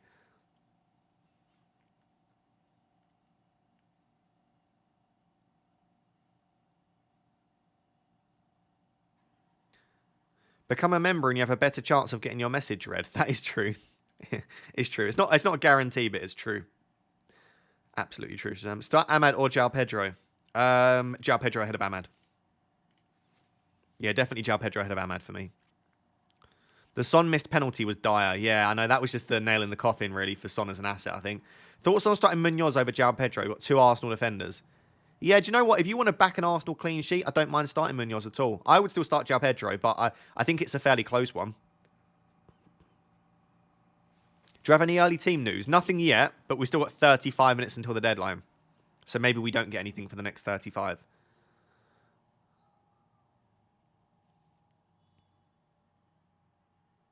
Maddison to Gordon, free transfer. Yeah, do it. Semenyo to Gordon for a -4. I probably won't take a hit, no. Enzo to Gordon for a -4, probably not. As much as I think Gordon is the best midfielder to own at the moment, I don't know that I'd be taking -4s to remove decent assets for him. Because let's say you remove Semenyo, and let's say Semenyo gets 3 points. Let's say he gets a clean sheet point, no attacking return. With the 4-point hit taken into account, you need Gordon to get over 7 points to even like semi-justify the hit. And I know it's not just for 1 week, but you could have probably made the move for free next week. So you have to consider it on the first week. So for most attackers, I probably wouldn't take a -4 to bring in Gordon this week. But it's such a good fixture for him. Thoughts on start? I did that one. Bench 2 of Ismail Assar, João Pedro, Hall.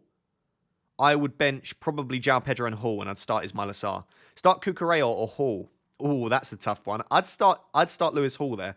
Would you take a hit to do Fernandes to Gordon? Again, no, not for me. Start Castagna in a 4-3-3 or Sarr in a 3-4-3. I would start Sarr ahead of Castagna. Yeah.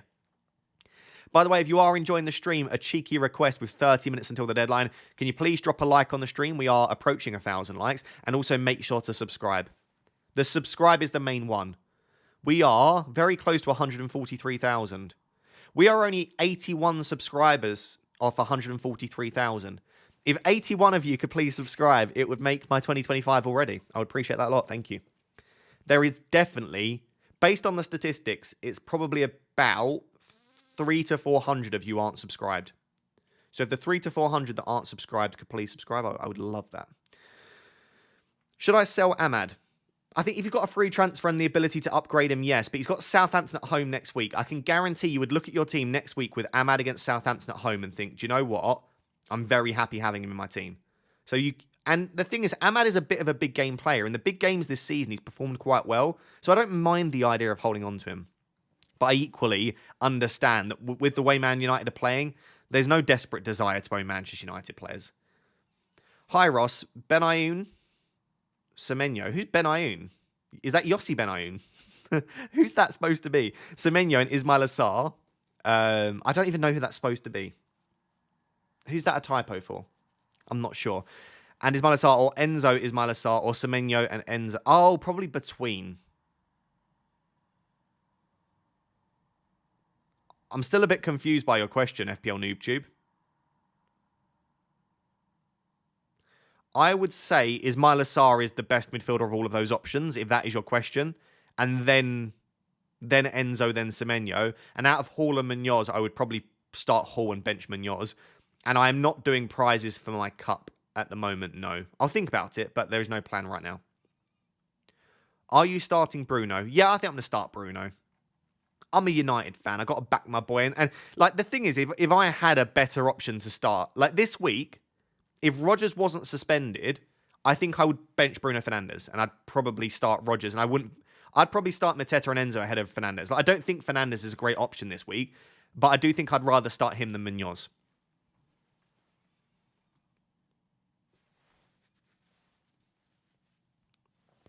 So yeah, it's not that I just think Bruno is great. It's just a lack of other options.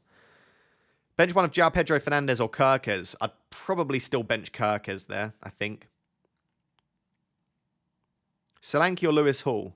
I still think you start Solanke. I've just tagged you in my tweet to my team. Would you be able to look and rate my team? FPL Mark, Happy New Year. Because you did a super chat, I will very briefly do that. But in the future, I won't jump over to Twitter because it requires me to open up a new tab, go over to your team, and also try and find it. I can't see myself being tagged in a tweet either. So this is the issue that we face, is that on my notifications, there is no sign of being tagged in a tweet. At least not by a... I can't see it, mate. Sorry. Very sorry. Can't see your team, Martin. But Happy New Year. I appreciate the super chat. But yeah, my notification... Because I get, without sounding like I'm boasting, so many notifications, it's difficult to look through and find. Jackson Gvardiol to Isaac Munoz have Colwell Palmer.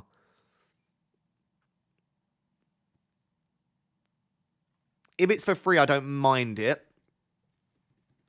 But this week, Jackson Gvardiol... Oh, that's such a tough one. For free, don't mind it. For a hit, definitely not. Jonathan says, start two of Pedro, Ahmad, Munoz, or Mikalenko. Oh, I would start Pedro and Munoz. I'd start Pedro and Munoz, I think. Replacing Gomez and Cunha, maybe Hall or Aina and Wood. Gomez and Cunha, I would do Hall and Wood. I would do Hall and Wood. JSY says, Happy New Year, Ross. Hope you have been well and wishing you the best in 2025. Thank you so much. I appreciate you continuing to be a member. Your support is very, very, very appreciated.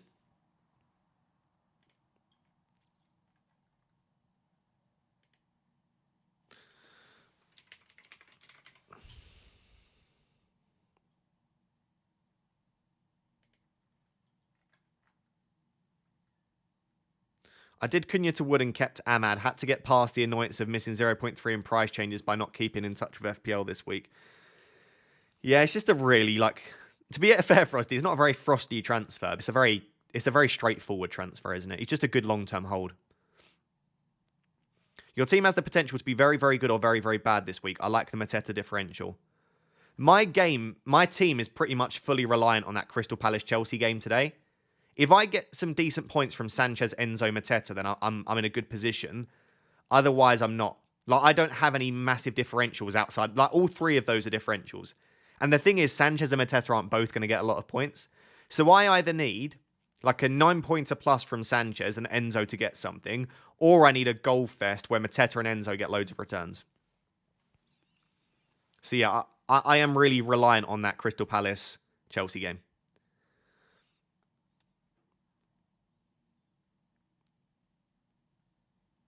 When would you triple captain Salah? Probably game week 25 when he has his double game week. I'd probably wait for the double.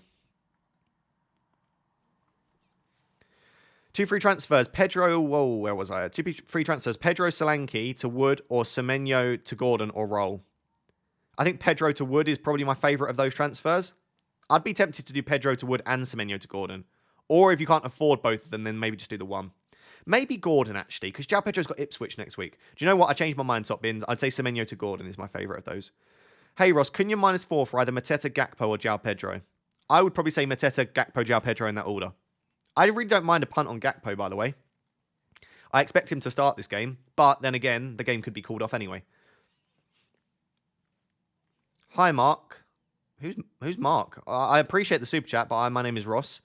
We'll have 8 starters if the Liverpool game is postponed. Jota, Salah, Trent, Ahmad, Lissandro Martinez, and Rodgers. Wow. Yeah, that's not ideal. 1 free transfer and 0 in the bank. Would you do Martinez, Ahmad, and Jota to Hall, Elanga, and Martinelli? I would be tempted to sell Martinez, and I would be tempted to sell Ahmad, but I don't think I'd sell my Liverpool assets.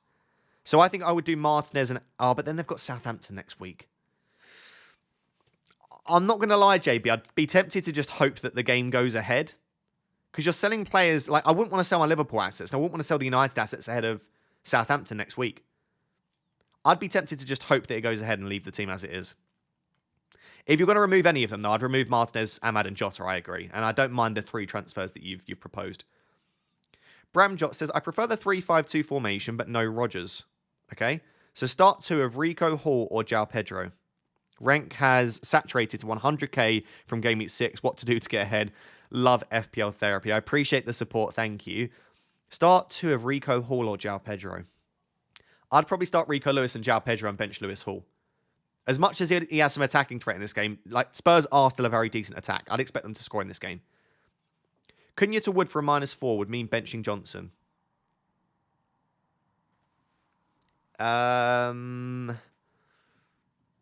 Maybe wait to see if we get news about if Johnson starts. Because if Johnson starts, you don't need to make that move. But if he doesn't, then yeah. And it could be Maddison, Kulusevski. I think it might be Son that's benched, but I don't know that. It's just a prediction based on his performances. I'd maybe wait. I think if Johnson starts, I'd probably just leave it. JP to Jackson with my free transfer. Have to start, but uses up all of my money.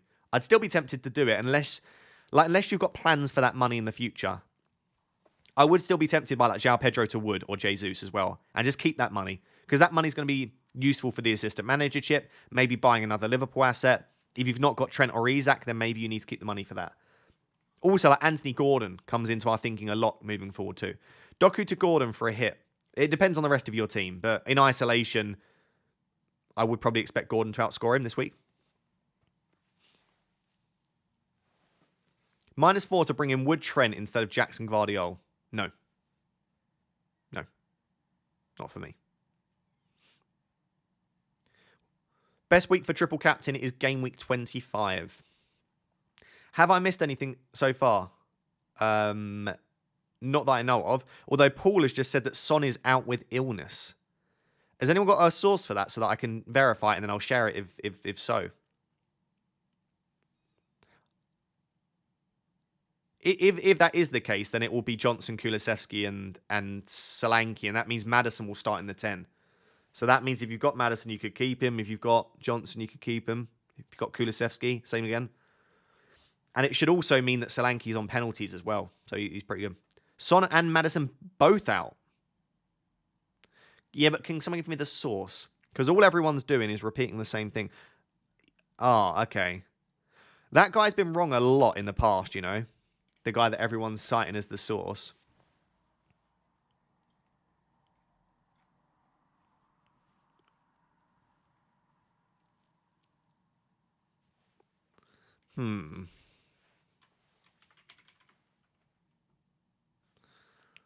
Let me try and... What's he tweeted?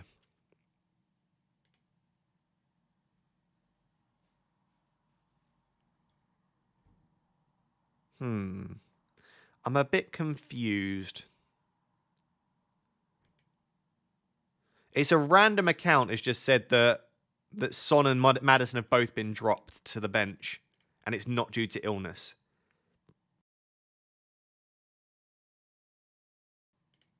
Whoa, my thing just lagged out massively there. Sorry about that. Right, where was I? Okay, there are rumours going around that Son and Maddison are both on the bench.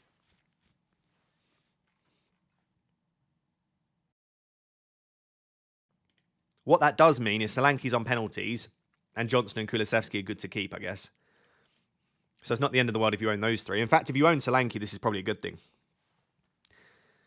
Virgil van Dijk and Bruno to Trent and Gordon for a hit.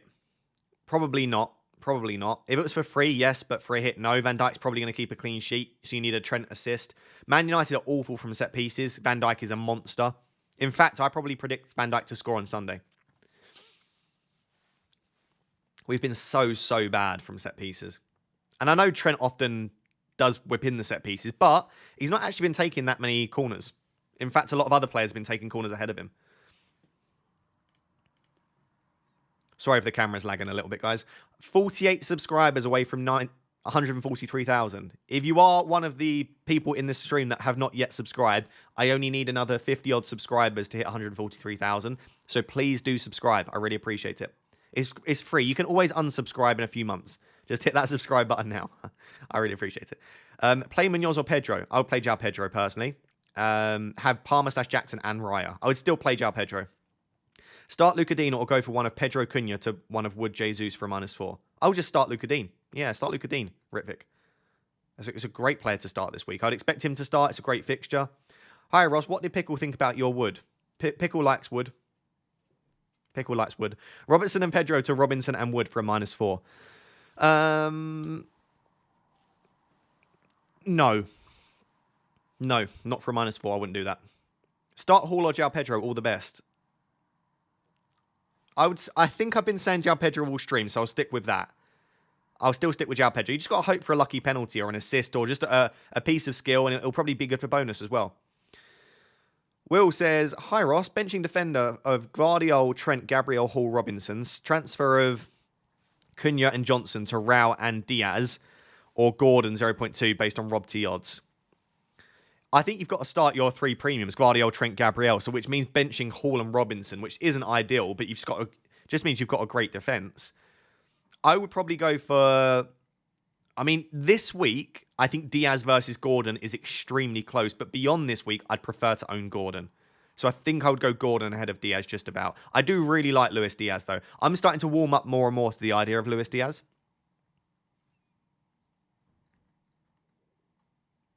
Yeah, I think it's safe to say we all like Wood. I like Wood. I mean, most of the chat probably likes Wood as well. And you know what's been really nice? It's been nice to see Wood rise this week. Wood has actually risen twice. It's quite a lot in 1 week for a Wood to rise twice. I'm a United fan and triple captaining Salah. I don't blame you. But the thing is, the game has a chance of being postponed, which puts me off. Well, I don't have it, but puts me off recommending it, of course.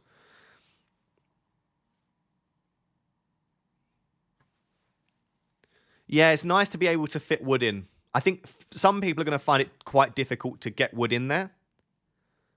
So I think the fact that I could squeeze Wood in is quite nice. Hi, I'm in free hit territory. I have Forster, Fabianski, Rogers, Timber, Burgess, Fass, Palmer, Enzo, Mateta, Munoz, Salah. What would you do? I would be tempted by the free hit. But also, some of these issues are just long-term issues. You don't want Forster and Fabianski. Burgess and Fass need to be sorted out, but you've got 0 in the bank. Oh, I feel like you just need a wild card, in all honesty, looking at that team a little bit. I still don't know that I would free hit. Maybe I would. I mean, you've only got 18 minutes, so you need to make the decision right now. I think that is borderline, but I think you could probably get away with... You're going to get a red arrow. Maybe use a transfer on... Maybe use 2 transfers and sort out your defence and goalkeeper. Like Timber down to Lewis Hall, and then upgrade your goalkeeper to Sells or something like that, and then I'll just rock with your team probably.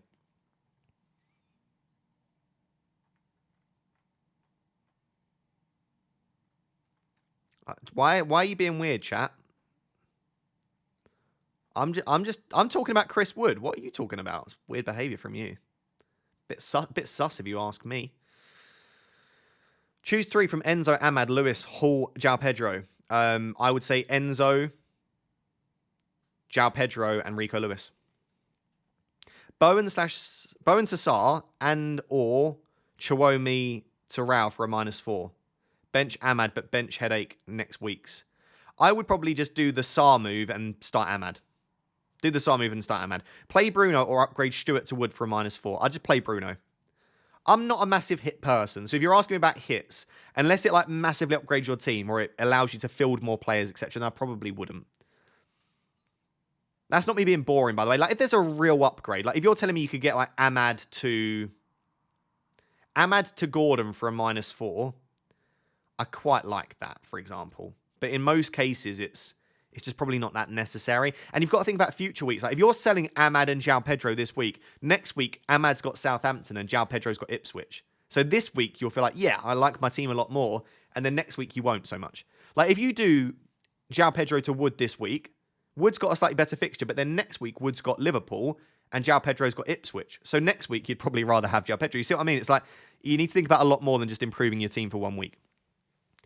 Hey, bench 3 of Robinson, Jackson, Munoz, Enzo, Jesus. Well, I wouldn't bench Jackson or Jesus. And I'd probably start... Oh, well, you need to start 1 defender. So of those defenders, I'd probably start Robinson. So I'd probably bench Hall, Munoz, and Enzo. Shanna says, hey, I did Cunha to Wood, then Mazraoui to Robinson for free. That feels brilliant. I own 2 Chelsea assets and I have Ismail Assar. Should I transfer him to Mbermo? No. I'd keep Ismail Assar. Again, you need to think beyond this week, Shana. And I think that Ismail Assar is a great option moving forward. So I would have absolutely no issue with just keeping Ismail Assar. You can't avoid clashes every single week. Hi, Ross. Late for the stream. Have any games been postponed? No games have been postponed yet. No, I don't think they will be. I think the only game that's at real risk is the Man United-Liverpool game. And we probably won't find that out until tomorrow, probably late morning. I'd imagine somewhere between 9 and 10 we'll probably find out about that. Start Gabriel, Concert, or Munoz. Got Trent and Robinson. I'd still got Gabriel, I think. Gabriel's got to be in your starting 11. I would never bench Gabriel in a million years. If Gabriel had City away or Liverpool, I'd still start Gabriel. He's such a monster in the air. I've made the mistake already this season of benching Gabriel in what is on paper tougher fixtures. I've benched Gabriel 3 times this season. Gabriel got 15 points, 7 points, and 6 points in the 3 games I benched him.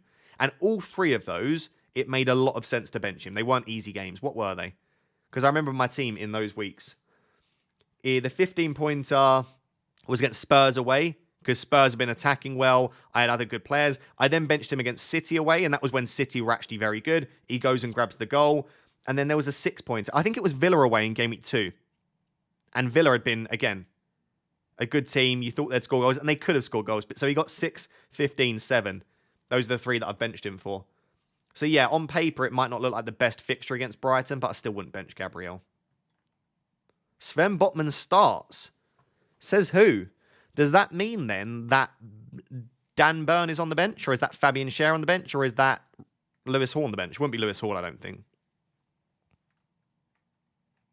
I don't think he starts. I think he's in the squad, isn't he? Or is he definitely starting?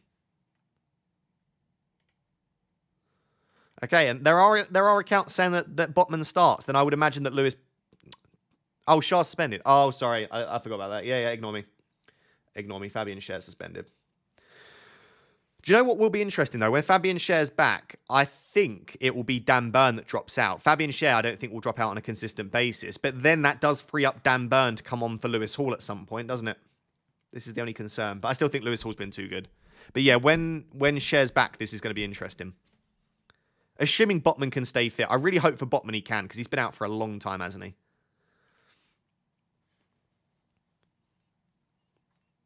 Would you play Contra in a back four or João Pedro? I still think I'd play João Pedro. I would, honestly. Hi, Rush. Should I sell Foden for Gordon for free? No. No, I would keep Foden for 3 more game weeks and then I'd sell Foden. Yeah, I'd keep Foden for 3 more. Do you still like Ahmad? I love Ahmad. I think Ahmad is still good. And if Man United improve, Ahmad will be at the heart of that. But with United playing the way they are, I don't love it. I think next week, given it's Southampton, it's not a bad entry point. And the fixtures for Manchester United are actually decent. Let's see how we get on against Liverpool. I know that's not the best test, but I'll be interested to see, does Ahmad play right wing back or right wing? What does the team set up like? Is there any kind of performance there? And let's see how Southampton get on as well. If Southampton largely keep Brentford at bay, then maybe it's not the great fixture that we think it is. Because they've looked a little bit more defensively solid over the last few. Results with Rob says Enzo to Gordon for free and bench Van Dijk or Gabriel or roll. No, just roll. I wouldn't bench Van Dijk or Gabriel. And I think Enzo's great. I think Enzo's been super unlucky recently not to get more returns. Like, his data... look at his data. 1.09 against Leicester.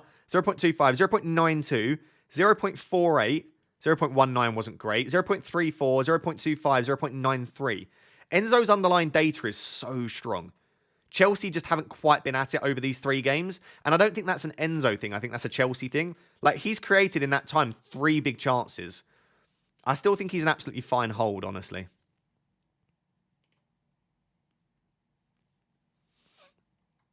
So my big advice in the next 10 minutes is make sure your bench order is sorted and make sure you have vice captain someone that plays today. So I would vice captain Palmer or Isak. That is my big advice to you in the next 10 minutes. Make sure at the very least you are not vice captaining someone that plays in the Liverpool-Man United game. Because if that game is postponed and you've got your captain and vice captain in the same game, you get no captain. I would also say make sure that you're not vice captaining Chris Wood. Because he plays on the Monday, and if there is another game to be postponed, which we still don't think it will be the game on Monday between Forest and Wolves, because there is snow forecasted in the Midlands. Guys, I'm 13 subscribers off of 143,000. There are definitely 13 of you that are not yet subscribed. Whilst I'm talking, you've got 10 minutes until the deadline. Please scroll down and absolutely obliterate that subscribe button. I would really appreciate it. Thank you. And a Happy New Year to everyone as well. Savio or Sarr this game week? I mean, if he starts, Savio's great. I'd maybe be tempted to start Savio. Semenyo or Enzo bench? I'd probably still start Ismaila Sarr, you know. Because Everton are very good defensively, aren't they? It's not an easy fixture. Jedi says, start one of Semenyo, Sarr and Howson. I'd start Sarr. Yeah, I could see that Bournemouth game being 0-0, to be fair, but I'd still start Ismaila Sarr. He's in a really nice run of form. By the way, just because he blanked in the last game, he was very unlucky not to get more in that. Start 3 of Gabriel, Hall, Colwell, Robinson, Vandenberg. Gabriel, Hall and Robinson.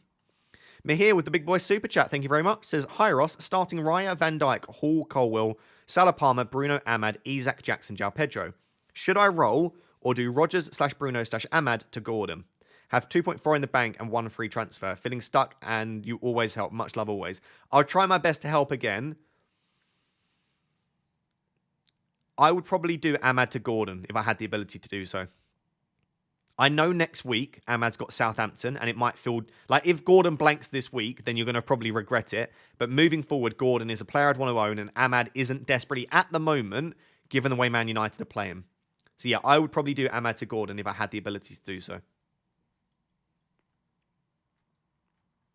Start 2 of Enzo, Lewis Hall, or Rico Lewis. Probably Enzo and Rico Lewis. Jackson or Jesus? Jackson. And bench Hall or Milenkovic. I'd probably bench Hall and start Milenkovic. Start Jota or Lewis Hall or Saliba. Probably Saliba, Jota, Lewis Hall. Start one of Enzo, Gvardiol and Bruno Fernandes. Honestly, probably Gvardiol. I think Gvardiol's going to do really well. I think the clean sheet looks very likely and he's so good in the air. Hi Ross, Happy New Year. Thank you very much, Oliver. Bench one of João Pedro or Rico Lewis. I'd probably start Rico Lewis. No, I'd start João Pedro. I'd start the penalty taker. Listen, when you've got a penalty taker, anything can happen. We hit 143,000 subscribers, so thank you very much. I do appreciate it. Thank you to everyone that has subscribed on the stream. It means a lot. Gakpo in for João Pedro. If you can do João Pedro to Gakpo for free, I don't mind it at all. I really wish I had an extra Liverpool player, to be honest. I wish I had 3 Liverpool this week.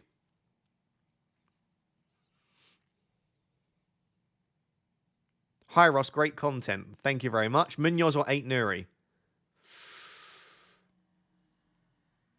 Munoz still. Munoz. Apparently Livramento starts. That's good for Gordon. It means Trippier doesn't start.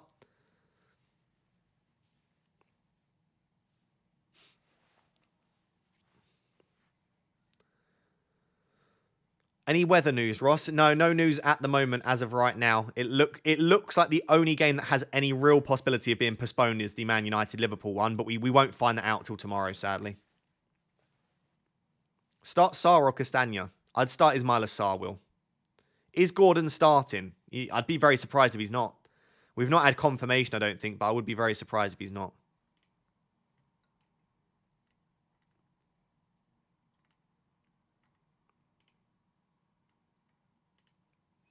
I'm trying to see if there is any more news right now. Yeah, Livramento starts. Apparently Livramento starts and Botman starts, which means the back 4 is probably going to be Livramento, Botman, Burn, Lewis Hall. I haven't seen anything else. Oh, there are rumours, actually, I have seen going around that Maddison and Son are on the bench. We've not had that fully confirmed, but there are those rumours going around, which would be really good news if you own Dominic Solanke, because he'll be on penalties. Same again if you own Kulusevski or Johnson, it looks like they'll start. Any news on Rico Lewis? No, nothing on Rico Lewis, but they're not the early kickoff, so we're not going to find anything out. I think Rico Lewis should start. He seems to start every game, basically, so. Does the bad weather increase Salah, Hall, or impede? I think Salah will score in the heat, the cold, with gloves, without gloves. Yeah, I think you're fine. Is Hall going to start? Yeah, Hall will start. Yeah, Hall will start. There's no one else to play left back. Because Fabian Schär suspended, it'll be Burn and Botman, and then Hall will play left back. Ola Aina or Enzo?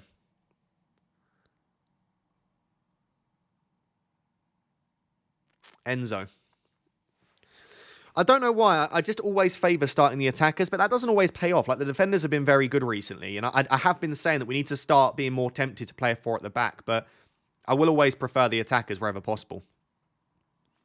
The defenders really do need a clean sheet to make the attacking return worth it, because otherwise they're probably unlikely to get bonus points. Yeah, you've got 5 minutes till the deadline. 5 minutes. Did you make it home okay with the weather? Me? Yeah, I made it home okay. Thank you very much for asking. It's very sweet of you. Is there any early team news? Yes. Botman's back in the team. Tino Livramento starts, which is not particularly interesting from an FPL perspective. And there are quite a lot of rumours going around that both Son and Maddison are on the bench.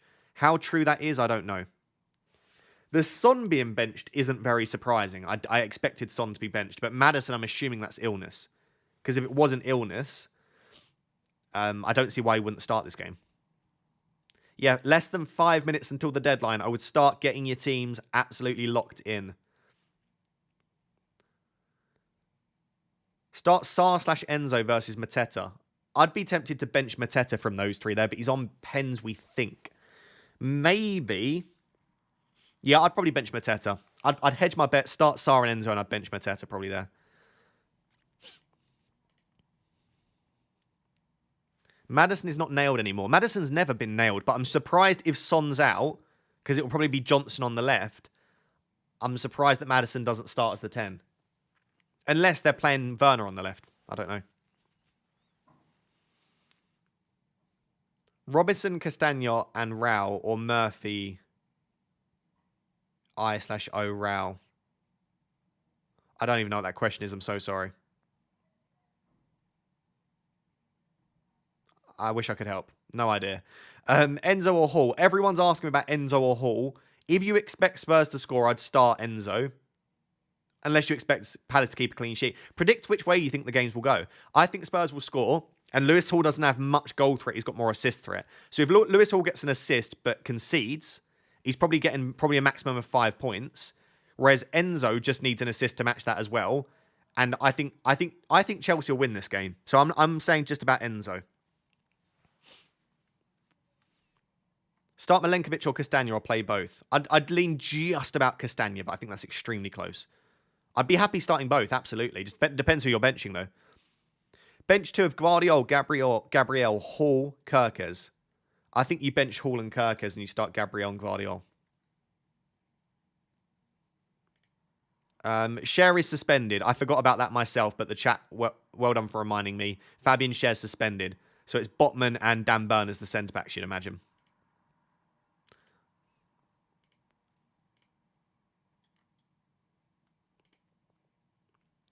Okay, this guy's just posted the team. I will show you, but please bear in mind that he has been wrong on a couple of occasions before.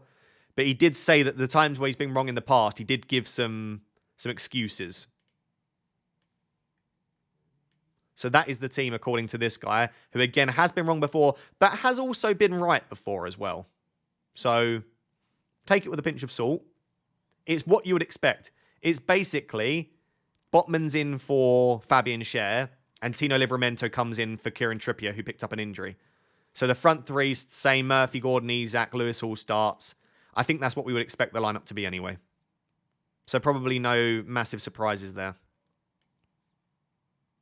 What do I do with Jota? I'd probably keep for one more week and then reassess. If he gets good minutes off the bench, gets another goal or something like that, which is very likely, then maybe you end up keeping him.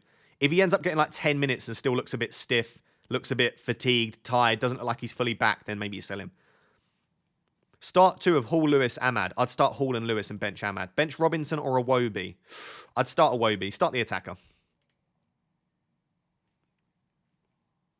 You've got less than a minute till the deadline. Probably stop asking me questions and start getting your own teams locked in, I would say. Less than a minute till the deadline. João Pedro to Sarr. You can't do João Pedro to Sarr, so no. Enzo or Jackson? Definitely Jackson. Jackson every time. Jackson's a great asset. Do not be benching Jackson. Just making sure my team's locked in. The app's a bit laggy. Start Delap or Semenyo? Probably Semenyo. Delap's on pens. I'd start Delap. Start Delap. I like the penalty takers. Sanchez or Pickford? I'd probably start Pickford. Probably. Howson or Nico Williams? Probably just about Howson, but I think that's very close. Munoz or Ahmad? I'd probably start Munoz. Right, that is it. Deadline is done. That was intense. That was intense. Right, let me tweet my team. Make sure you stick around. I will continue streaming until we at least get the lineups, but it'll be at least another 15, 20 minutes, maybe even a little bit longer if I can stop myself from starving. Yeah. Might get a McDonald's for lunch. Might be a bit cheeky. Might be a bit cheeky. I know it's sort of, like you're supposed to start eating better in 2025, but because everyone bought me so much chocolate and stuff, I'm starting my diet from Monday. So this weekend, I'm going to be an absolute fatty and eat so much crap. But from Monday, my diet's going to improve a lot. But it's just a waste of food otherwise. So I'm going to absolutely binge all of the food that I own. And then, I'll start my diet from Monday. I'm not going on a particularly extreme diet, by the way. I'm just going to eat a little bit cleaner. Why don't you get a biryani? I had a biryani last night. I've also got biryani in the fridge. I might have my biryani for dinner. I might have a McDonald's for lunch and the remainder of my biryani for dinner. So,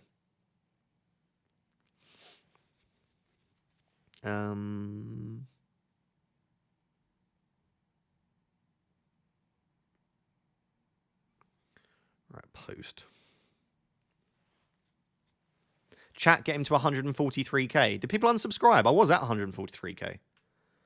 I'm just over. Yeah, you can continue surprising. You can continue subscribing to make sure we definitely stay at 143k. Pickle said, what, so you got a biryani and a madras? Why are you judging me? Yeah, I got a biryani and a madras. I also had an entire Peshwari naan and 3 poppadoms. And what? Oh, I was going to say I had a Bombay Aloo. I didn't have a Bombay Aloo. They didn't have any in stock. Sad times. I had 5 guys yesterday. Surprised it. I still had it in me to get wood today. I'm surprised you've still got the 5 guys in you, to be honest. Maybe you don't. 5 guys go straight through me. Let me tell you that much. Oversharing. Biryani bag. Oh, biryani brag. I thought we said biryani bag, Yelena. I was like, what's a biryani bag? I was going to go like on Amazon and try and buy one. Yes, I do love a biryani. Wow, she's calling you a fatty. I can't believe Pickle's calling me a fatty. You should see her eat. Dear Lord. That woman can eat. That woman can pack away the food. Where was I? Sorry, Pickle. I've just fat shamed you to 3,500 people. You win some, you lose some. What can I say? Right, where am I? Post on Blue Sky as well.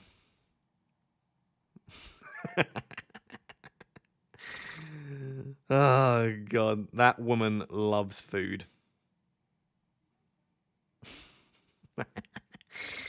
Where was I? Pinned to profile. I'm so hungry. So hungry. Let's not talk about food. Let's not. You're in the doghouse now, mate. Nah, she loves me too much. Oh, big stretch. Big stretch.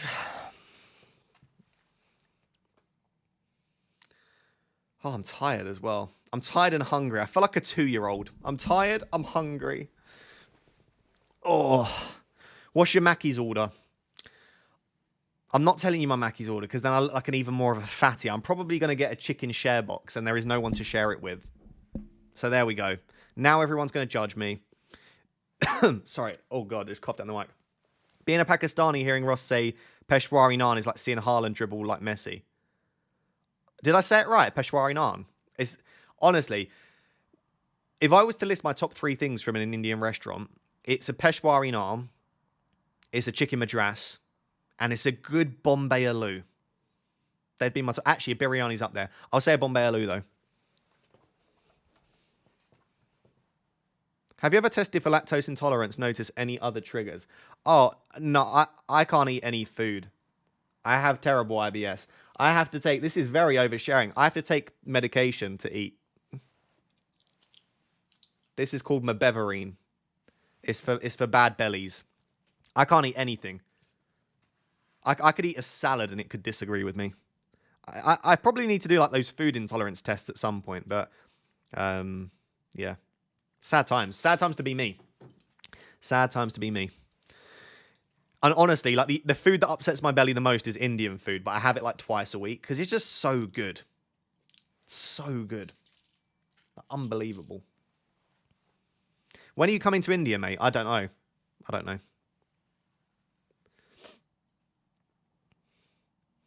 Oh, yeah, that makes sense, Frosty. That might be one of the reasons. I also think it's grease. Like, grease really disagrees with my belly. Garlic naan is better. It depends. It really depends. I like garlic naans when they use like really fresh garlic on top, almost like a garlic butter. But when they just use like herby garlic, I don't know. Sometimes a garlic naan can be a bit hit and miss.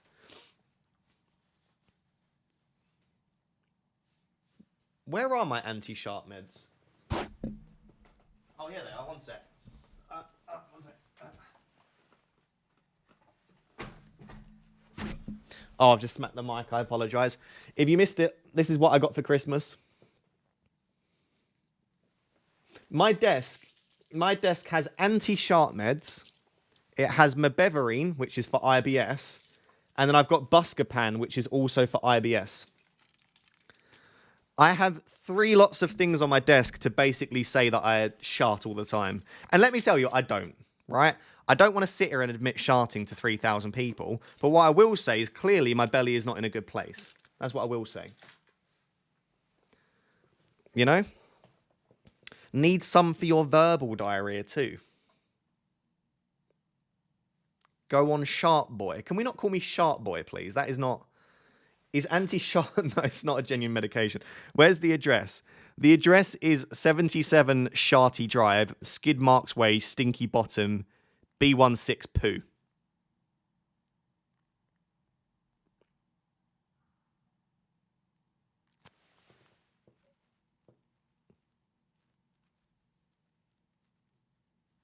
The stuff on it's pretty funny. My sister and brother-in-law got them for me. It's sad. I'll tell you what also is on my desk, and it looks a bit sus. It's a tape measure. All of this talk about wood. All of this talk about wood. You know? What is IBS? Yeah, irritable bowel syndrome. It's not the same as inflammatory bowel disease, which is a lot worse. Things like Crohn's and stuff. I don't have IBD, I have IBS.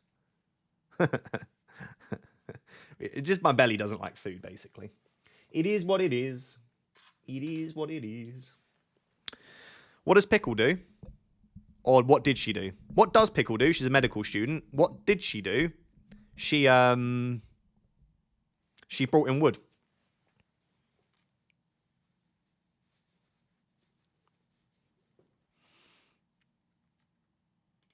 Diarrhea versus constipation poll. Should we do a poll? Let's do that. Start poll. What do you suffer with? Diarrhea. Oh no. Oh no. I usually use autocorrect to know how to spell diarrhea. And diarrhea. I don't think that's how you spell it. I swear it has an O in it. Oh, you can spell it with or without the O. What a conversation this is, by the way. We are doing... What about both? Oh, both is a thing. Okay. Constipation. What a poll this is.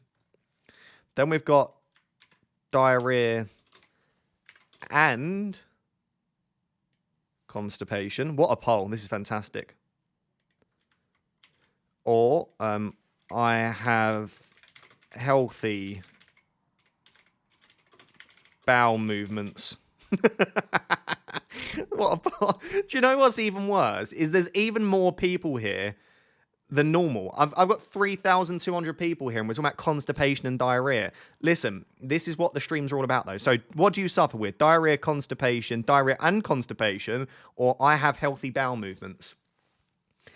I'm going to be right back. One sec.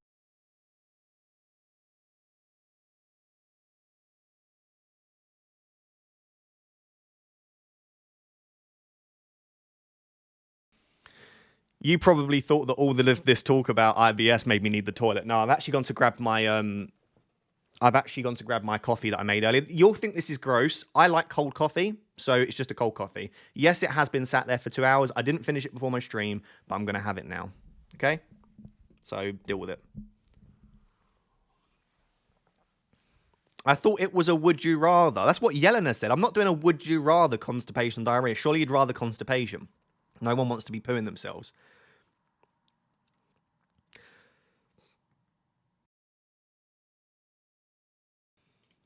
Tan says, hi, Ross. Happy New Year. Do you know what the pound value in your game history stat means? Or if anyone else knows, thanks. Yes, I do. It's how much money you have in the bank, but it's missing a decimal place. So if it says £13, it's 1.3 million you have in the bank. If it's £35, it's 3.5 million you have in the bank. So it's missing the decimal place between the two numbers, and it's the money you have in the bank.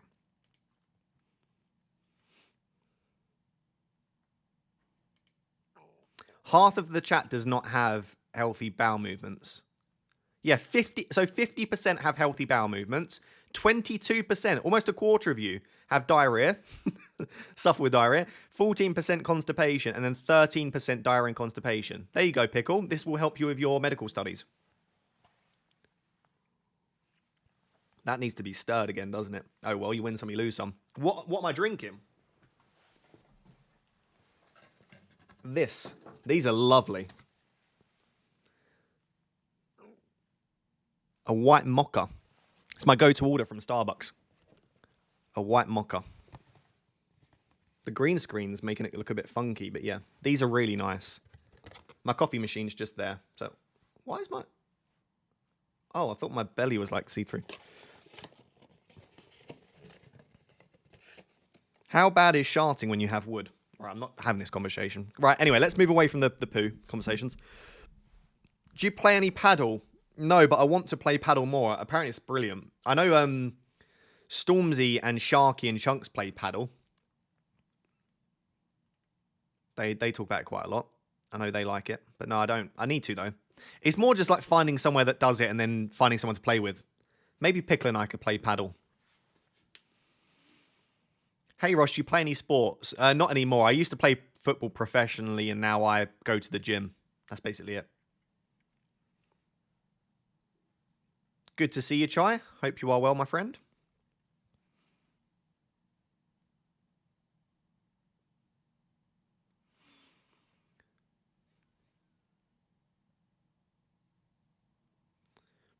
Who do you think will be promoted from the championship? Sadly, Leeds. I'm going to say Leeds. Burnley.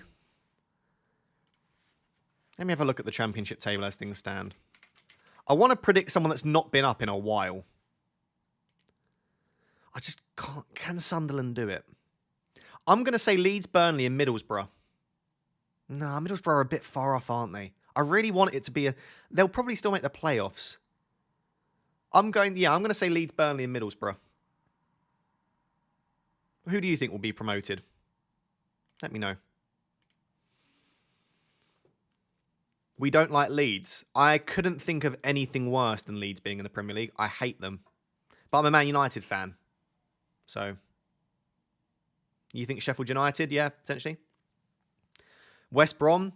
I don't want West Brom to get promoted because my girlfriend is from Birmingham and she supports Aston Villa, and I know she doesn't like West Brom. So whoever my girlfriend hates, I hate. So we boo West Brom. Boo. There you go. Even though she hates Manchester United, but, you know.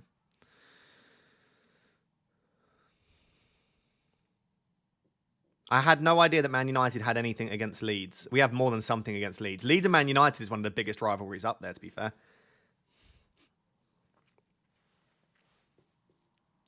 Who did you play football for, Ross? I played for Chelsea, Arsenal and Spurs. I only played for Chelsea for 6 months. I played for Arsenal for 1 year. And then I played for Spurs for 8 years, almost 8 years. 7 3/4. So yeah, let's just say 8 seasons at Spurs. And then like 1.5 seasons at Arsenal and Chelsea. We hate Leeds more than we hate Man City. I would say so. In terms of teams that I hate the most, for me it's Arsenal was top, but I grew up in like London. So Arsenal top, then Liverpool, then Leeds. That's who I hate the most. But from a United perspective, ignoring Arsenal, it'd be Liverpool and Leeds would be the top two.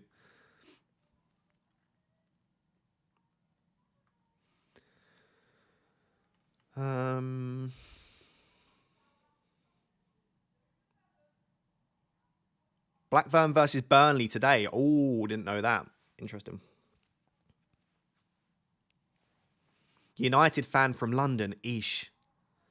It's honestly the most boring, stupid, ridiculous argument that you have to support the team that you live in that city from. So if all of my family support Manchester United, because I'm living in London at that point, I have to support a London club. It's just stupid. I hate it. And then so what you're saying is no one from Asia can support a team in the Prem. No, of course they can. They are fully entitled to. It's like saying that I couldn't go out there and say I supported Real Madrid because I live in London. Well, I live in Nottingham now. I just think it's ridiculous. And also, what happens if you move? Like, I don't live in London anymore. I live in Nottingham. So do I have to go support Nottingham Forest? I just don't get it. Yeah, Botman is starting. We can look at the lineups, actually. That's a good point. The lineups are out now. We'll go Spurs first, because I think we already know the Newcastle lineup.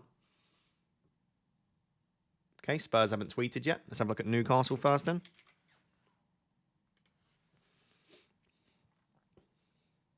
Yep, Isaac, Hall, Murphy, Gordon. It's the team that was tweeted before. So yeah, all of the major players start. And then for Spurs, they've still not tweeted. Oh, here we go. Okay, the news was correct. Son and Maddison on the bench. Okay, the rumours were true. So Werner starts on the left. It's a front line of Kulusevski in the 10, Johnson on the right, Solanke through the centre, and Werner on the left. Bergval and Sarr as the holding mids. And then a backline of Pedro Porro, Dragusin, Gray and Spence with Austin in net. They might actually be better off with Austin in net. Fraser Forster's been struggling, hasn't he? I don't know. It's a different team. They're definitely going to be deadly on the counter attack. I could see Spurs scoring definitely here. The pace with Kulusevski, Johnson and Werner is frightening. Solanke turns like a truck, but I think I can imagine Solanke doing quite well today. I think Solanke will get something. I think it's a game that will suit him.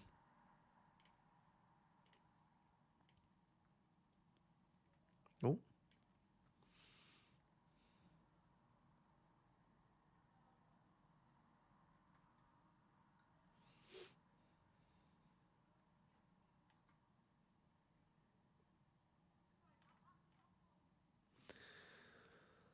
I kind of wish I did Erdegaard to Gordon now. We'll see. We'll see what happens. Erdegaard's on penalties, remember? I love when goalkeepers get a chance to play. Yeah, absolutely, especially when they've not had a chance for a long time. When was the last time Austin played a game of football? Don't know. Shall we look? Austin Spurs.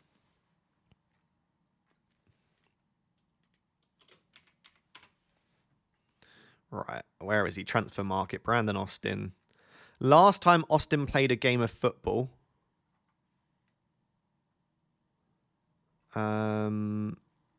Where do I find stats? All season. Right, where are we? Last time he played a game of football, he played one game in Premier League 2 2 seasons ago. The last time he played a senior game of football was 2021 in the MLS, where he started 5 games. Then before that, it was 1920 in... I don't even know what league that is. In the Nordic, in the Danish league. The last time he played after the MLS, it was in 1920. He played 14 games in the Danish league. It looks like he's only made like a few senior appearances. But he's obviously a good goalkeeper. You never know.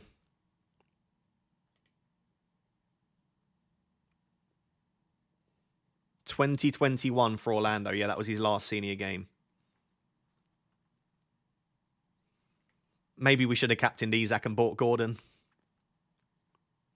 Yeah, have a look. He's called Brandon Austin, Zodiac. Yeah, you should know, being a Danish man yourself. Where's your fleece from? I like it. It's from Urban Outfitters, actually.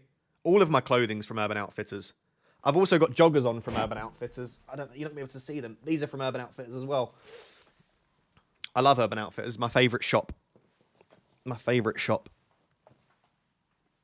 My hoodie from there. All my hoodies are from Urban Outfitters as well. Best store in the world.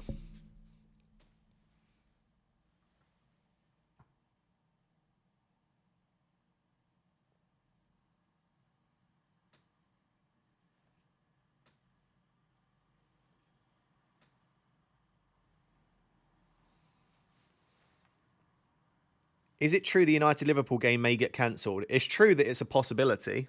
I don't know how likely it is. All of my clothes are from Next because I'm a boring middle-aged man. I'm not quite at that stage yet, but I'll be getting there soon, I'm sure. Right now, if I was to list my favourite shops to buy clothes from, it's probably Urban Outfitters and then H&M. Underrated store, H&M. Got some really nice stuff there. Saying that, I took the missus shopping yesterday and spent far too much money in All Saints. Yeah, but you can spend a lot of money in that store. It is a little bit overpriced, although so is Urban Outfitters. Yeah, I know. I should get paid. If Urban Outfitters want to sponsor me, if somehow one of the 2,700 people watching have any links to someone that works at Urban Outfitters, please do sponsor me. When I say I will spend the entire stream talking about how good your clothing is, I will do it. Yeah, it's a nice fleece. I'll try and stand up to show you because it's quite like short. Like it stops there, right? A lot of other fleeces are like quite long and they don't cuff. It's quite like a boxy fleece, which makes it look a little bit more fashionable. I would say that I don't like stuff that just sort of like hangs. I like it to be a little bit more boxy. Boxy's a nice sort of fashionable look in it. Where was I? ASOS is always good, but not a shop technically. I don't like shopping online as much because Unless I already have bought stuff. Like if I know that the store has this size, or if I'm buying like a jumper. But if I'm buying like t-shirts, the fit is very specific, isn't it? What is this poll I just joined? Oh yeah, I forgot we had that poll going. Okay, I'm going to end the poll. Almost 1,000 votes. 22% of you suffer with diarrhea. 12% suffer with constipation. 11% with diarrhea and constipation. And 55% of you are lying because apparently you've got healthy bowel movements. I can't imagine a life like that where you've got healthy bowel movements. Boxy, is that slim fit? No, boxy is just like a literal box where it kind of it ends a bit short, right? It's like, you know, like a box. I don't know how to explain it. Like if I was to show you when I was stood up what this fleece looks like, it would make a lot more sense. My mum said, "Oh, my Christmas present has just arrived." I got my mum a £50 voucher to, well, Pickle and I got my mum a voucher to Urban Outfitters, speaking of, and she bought a couple of things.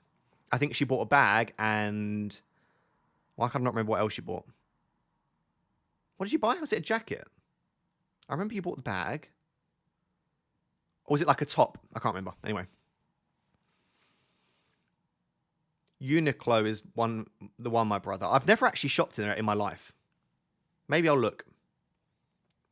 Have you watched Squid Game? I watched the first season. I've not watched the second season, but I probably will soon.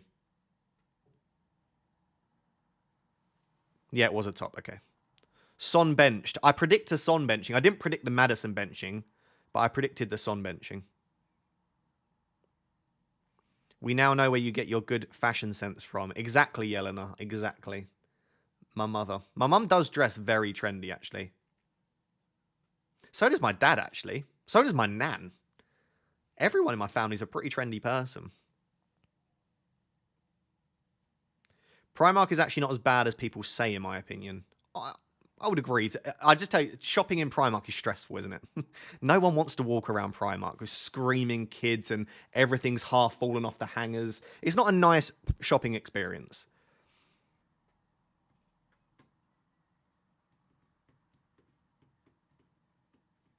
New to FPL, can it work to put in a player that's banned or injured in the lineup if you can't choose between two players? My logic is then, whoever scores more will be put in at the end of the week. I'm a bit confused what you're saying.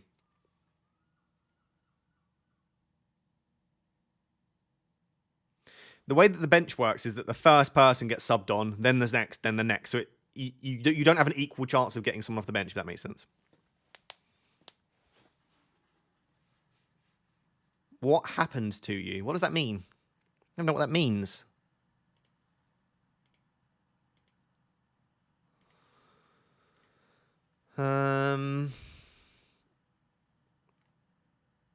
It's Primark. It's not Primark. No one's saying Primark. I'm sorry. And if it is Primark, then we're still not saying Primark. What was it that I found out that it was said something completely different? I'm never going to say it that way. There was something like that, and it's like, well, now I've been saying it the wrong way too long now.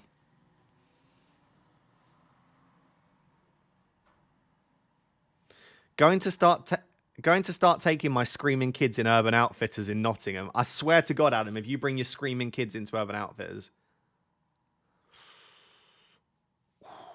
let me tell you. No, that's okay. I don't mind a few screaming kids, but Primark is just full of screaming kids, you know? And it's like, if you're going for a shopping trip, it's not what you want.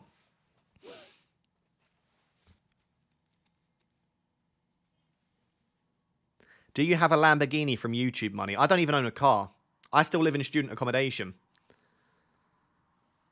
The YouTube money has not been spent yet.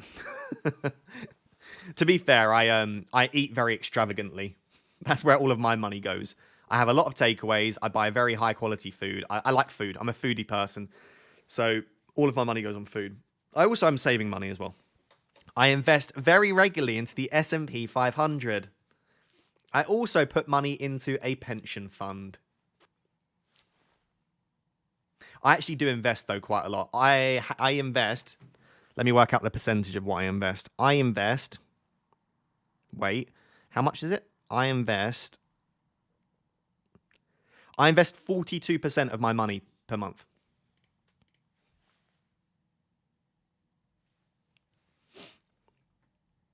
and then I probably save into my savings 10 to 15%. So I probably save, let's say 40% invested, 15% saved, and I probably spend about 45% on stuff.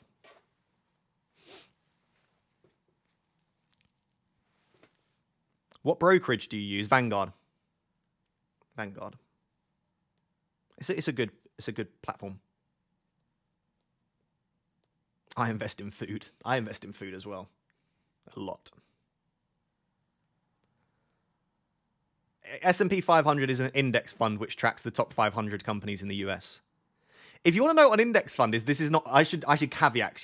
This is not financial advice. The index funds basically, rather than buying an individual stock or share for a company. So let's say you want to invest in companies. You don't just like buy a single stock from or share from Apple. You invest in an index fund which compiles lots of individual stocks and shares into one overall fund. So the S&P 500, you're essentially investing and owning a small part of the top 500 companies in the US. So it's basically a slightly more risk-averse version of investing in a single company. Because let's say you think that Tesla are going to the moon, but they end up going bankrupt, then all of your money's gone. Whereas if you invest in the S&P 500, if Tesla dropped out, all that would happen is another company would enter the top 500. Does that make sense? Vanguard are increasing their fees up a lot. Yeah, they are. I mean, they're not increasing them a lot if you invest a lot of money. They're increasing them a lot if you don't invest a lot of money. You know what I mean? You know what I mean. As far as I can tell, given the amount of money that I invest, the increase in the fees for Vanguard isn't much of an issue for me. But if you only invest, let's say you only invest like £100 a month, well then Vanguard is probably, you probably want to get rid and transfer your funds elsewhere. Anyway, moving on.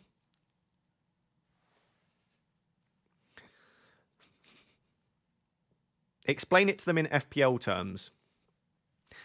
Okay, explaining it to you in FPL terms, rather than buying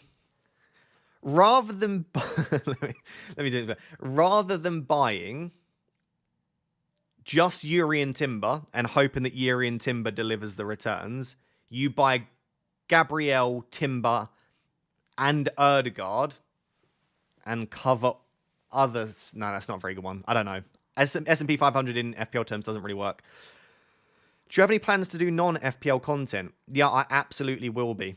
But probably when I finish my PhD, which is like a year away. But yeah, I probably will do non-FPL content as soon as I can. There's lots of stuff that I enjoy talking about. I enjoy talking about psychology. I enjoy talking about the gym, finance, mental health, productivity. There's so much that I enjoy talking about outside of FPL, which is why I love when the deadline ends and I can talk about some other stuff. Food as well. I love food. I could make a food channel. So yeah, there are plenty of things that I just need to think about what do I actually want to make a channel about. Because I wouldn't want to create just a general channel. You'd have to be, like, the good thing about YouTube is you want to be quite niche. Are you a mature student? No, I'm not a mature student. I'm doing a PhD. So that's why I'm older doing a PhD. I'm not classed as a mature student, no. I don't think anyway. In fact, since starting my bachelor's, I've only had 18 months out. So I did my bachelor's. I then went straight into a master's. I then took 18 months out, and then I started a PhD.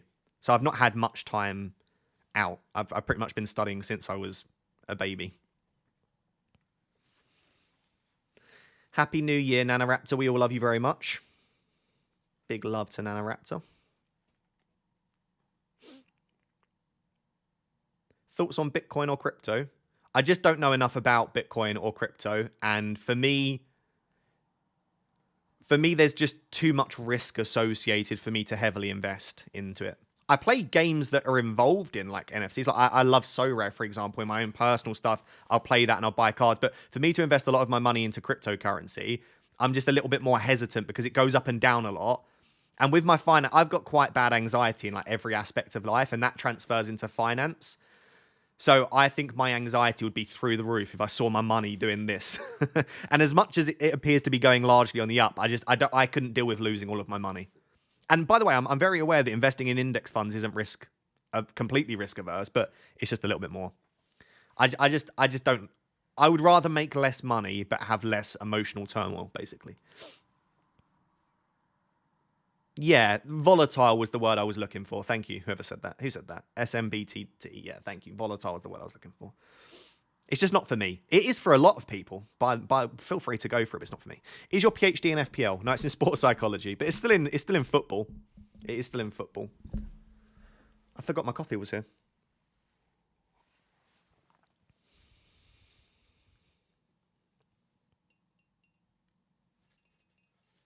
I could do an ASMR channel. Would anyone tune into that? Don't think so. Will there one day be an FPL degree? People have messaged me that have done master's degrees, and it's in like journalism or broadcast journalism or sports journalism, and they've done their dissertation on FPL. I've published 3 papers looking at the relationship between mental health and FPL. We've recently published one, actually. I wonder if I can find that. We literally published one the other day. I can't remember what the bloody name of it is. It's not a good sign, though, is it? Is it this one? Is this the one that was just published?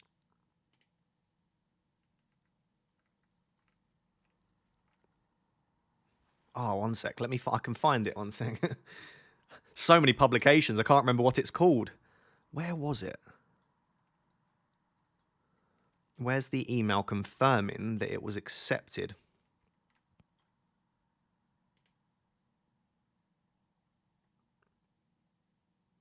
So if I published 4 papers then, I might have published 4 papers.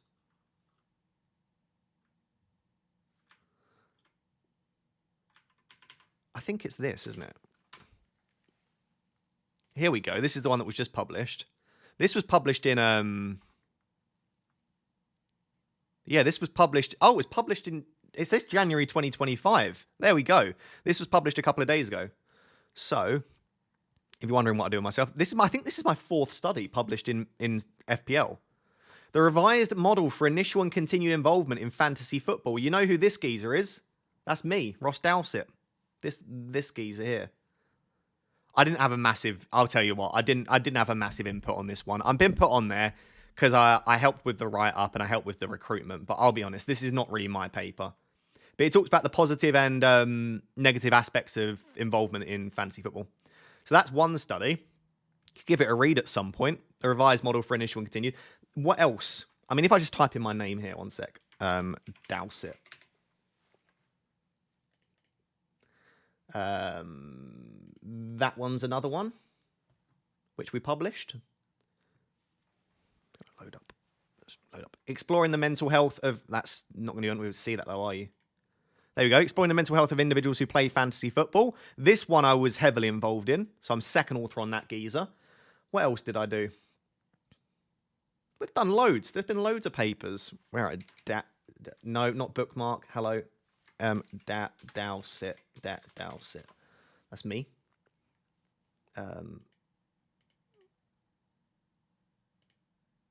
Where's the next one? This one. This was the other one we did. A qualitative exploration of the positive and negative experiences of individuals who play fantasy football. It's another paper. What's that? You want another publication? Oh, go on then. Anyway, loads of stuff. This isn't even my PhD. This isn't it. My PhD is in sports psychology. It's me. Published. Look at me. You're so clever. I'm not, but thank you. I appreciate it. Sorry, we'll go back one more. The only published paper that I've got as part of my PhD is Ross Dowsett, own goal or home run. I've only published one paper as a lead author so far. By the way, how funny is this? I forgot to speak about this. I come up as a public figure on Google. Look, public figure. If you click on that, why have I got an actual public figure on Google? What's that about? I'm certainly not a public figure, but I come up as a public figure. It's crazy. I feel like I'm famous. Anyway, what was I typing in? This was it. This was my first published paper as part of my PhD. There he is, lead author. Thank you very much. It wasn't the best study, I'll be honest. I've done better, but hey ho. The NTU photo is funny. It's awful. That was like 4 years ago now.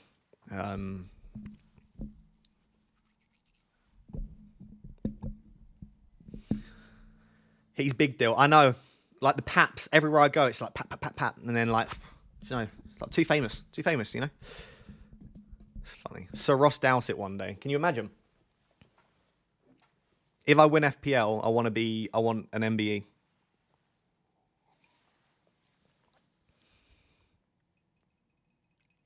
Imagine if FPL grows to the extent that they make it a university course, and then I become a lecturer in FPL. I basically talk about FPL throughout my lectures anyway. So many of my students play FPL that they end up becoming FPL lecturers anyway. Do you have bodyguards? FPL Pickle's my bodyguard. She is one scary gal. When she's angry, no one's going to beat me up when I've got FPL Pickle. If you want to go to another country, it's classified as a royal visit. If United wanted you as their head sports psychologist, would you quit as an FPL content creator? No, I'd just make content in the evenings, but I'm not going to go through the... I could see myself... I work with a couple of Premier League clubs actually already. So I could see it happening, but I'd have to put in a lot of effort to become a sports psychologist applied. I think what I'll do is I'll get the PhD and then I'll just do YouTube probably.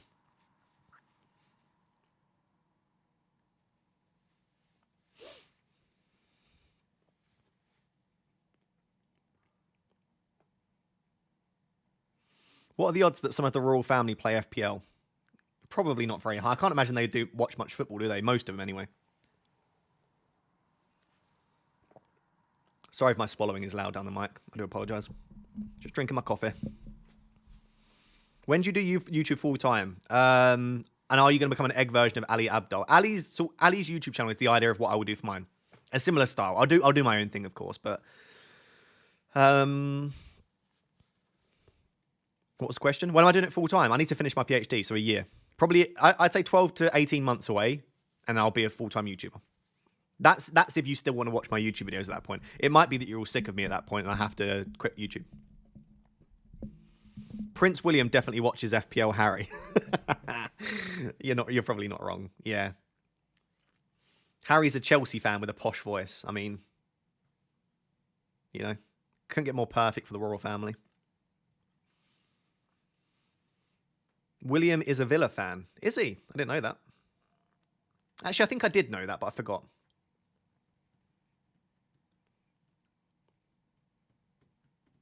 When you become a PhD, will you start wearing a suit? Yes. I will also change my YouTube channel to Dr. FPL Raptor. And I will only answer questions in the chat that refer to me as Doctor. Okay? Good. Good. Thank you. Wonder, does Luke Littler do FPL? Luke Littler doesn't play FPL. I actually asked him. I don't know. I spoke. This was ages ago, so some of you might not have been subscribed then. But I managed a charity match with Luke Littler. There's me and the boy. The green screen's ruining the picture a little bit, but yeah, we managed the game together. There we are. Anyway, I spoke to him about FPL. He doesn't play FPL, basically. I did tell him if he ever plays FPL, though, to hit me up. He follows me on Instagram as well. So listen, if he does play FPL, I'll slip into his DMs. Imagine a podcast with Luke Littler. That'd be sick. He played so well yesterday, though, honestly. I was basically there to babysit, yeah. I was babysitting Luke and the team. Ross, have you done any research around the link between football and domestic abuse? No, but probably something that needs to be looked at in more detail. I absolutely agree. Far, far too common. But no, I haven't. I'm sure there is research out there, but I haven't looked at it, no. My area of expertise is in improving performance. So my focus is on how do you get athletes to perform at a high level. That's what I look at. That Spurs team looks like it needs its wild card. You're not wrong. You're not wrong. The FPL app is glitched. You can still make changes. They probably won't actually go through, but if they can, then that'd be interesting if they've made a big mistake like that. Were you nervous when you started your YouTube channel? Yeah, like, look, I'll show you.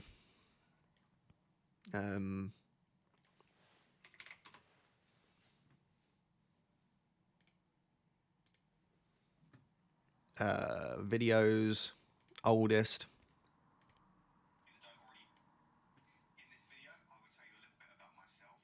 Look at that man. Firstly, those oh, I just almost swore. Those gnashes were awful. What is going on here? By the way, when I was starting out, for some reason I couldn't present unless I had a wonky head. I had to like really focus on straightening my head. Look, why is my head tilted to the side?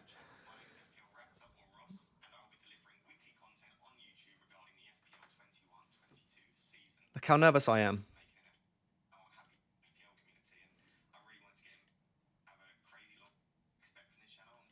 All right, Ross, get on with it. Look at me, I'm like... So yes, the answer is yes, I was. Where was my first video here? I talked a lot slower. I've sped up a little bit. What would be would this look a little bit better? There we go. God, put on some weight as well. I'm a busty boy now. Look at me there. I'm about 12 kilos lighter. What a throwback team, by the way. We'll ignore the Mason Greenwood pick. Buendia. Still plays for Villa, of course. Luke Shaw, Luca Dean. Backman at Watford. Antonio. Most of these players are still in the Prem. Salah captain, of course, against Norwich. Is that some hair I spot? Not really, no. Whoa, look at me. I'm trying to... Look, what's that wonky head? Why do I do that? It's so funny. Where was I want to show you my first live stream. I was so nervous for it.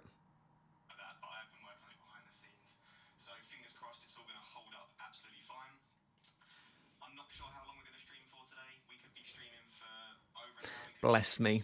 Bless me. Bless my heart. I tried so hard. That was my first ever live stream. I remember I had like... Oh, God, my computer's lagging out. I had like 80 people there at one point. And that is still insane, by the way. 80 people sitting there watching your stream. But I just remember being mind blown that like... I think in total I had like 3,000 viewers and like 80 people were there live. And I was like, how are 80 people sat there watching me? There's now 2,000 people sat here watching me talk about constipation and diarrhea. Like,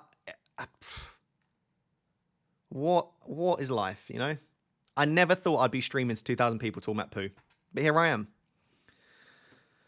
Mental. I will never take for granted how insane this position is that I'm in. I appreciate you all, by the way. Most of the 2,000 of you are here. You're the same 2,000 that are here every week. And so that means a lot to me that you stick with me. You tried so hard and got so far. Don't make me burst into song, but yes, I did. Oh, honestly, the work behind the scenes that no one will ever see. I couldn't even begin to tell you how much work has gone in. I mean, and I know a lot of people work hard. It's not just me, but yeah. My head's still a bit wonky, actually, isn't it? Why can I not keep my head straight? Maybe it's my camera that's wonky. I think my camera is a bit wonky. I'm trying to get my head straight. Do people in the public recognize you? Yeah, it happens quite a lot, actually. Bless Pickle. Pickle doesn't love it, to be fair. Pickle doesn't love it when I get recognized because she's a bit shy, but it happens. Have you signed autographs yet? I don't sign autographs. I've taken loads of pictures. Whenever I meet people, I usually take a picture, but I've not signed autographs, no. What did you think of Syndicate's house? I love Syndicate's house. The issues with the flooding and the leak. I'm not caught up. I'm like 4 vlogs behind. So my next vlog that I watch is going to be that. So I will see. But it doesn't sound good, does it? I thought you meant his house in general. I was like, I love his house.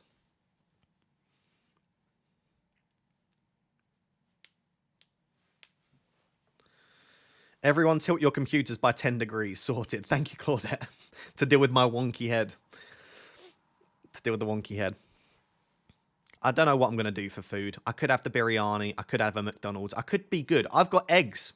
I could have some scrambled eggs on toast. Am I going to do that? Probably not. Probably not. But you see. We shall see. What position did you play, Ross? I played as a left winger, my friend. Apparently the site is updated and Pickle said the team looks so much better for next week. So let's have a look. Rodgers will probably come back in. Chat, early thoughts. Let me know. Early thoughts. Who would you bench? Wood against Liverpool at home. I might play a back four, actually.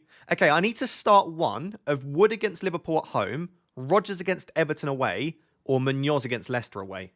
Actually, no, it would be Robinson, wouldn't it? Okay, right, change your mind. Wood against Liverpool at home, Rodgers against Everton away, or Robinson against West Ham away. It might be a back four, Jobby. Nah, I don't bench Chris Wood on penalties, do I?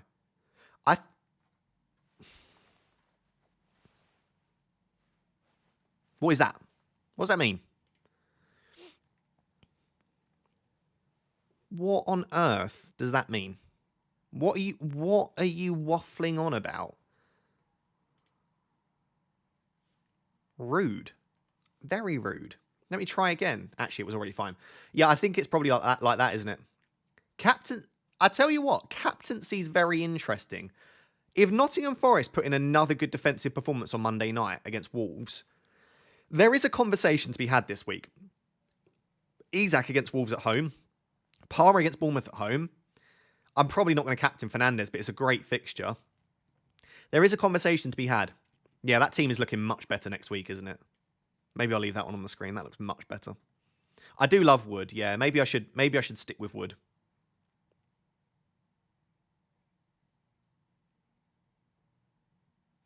Let's see. Let's say that Bournemouth twat Everton 3-0 or something. Then maybe I'll think, do you know what, Rodgers could be the guy. Also, Rodgers is going to have a bit of a rest as well. As Zodiac says, I think Rodgers has been needing a rest.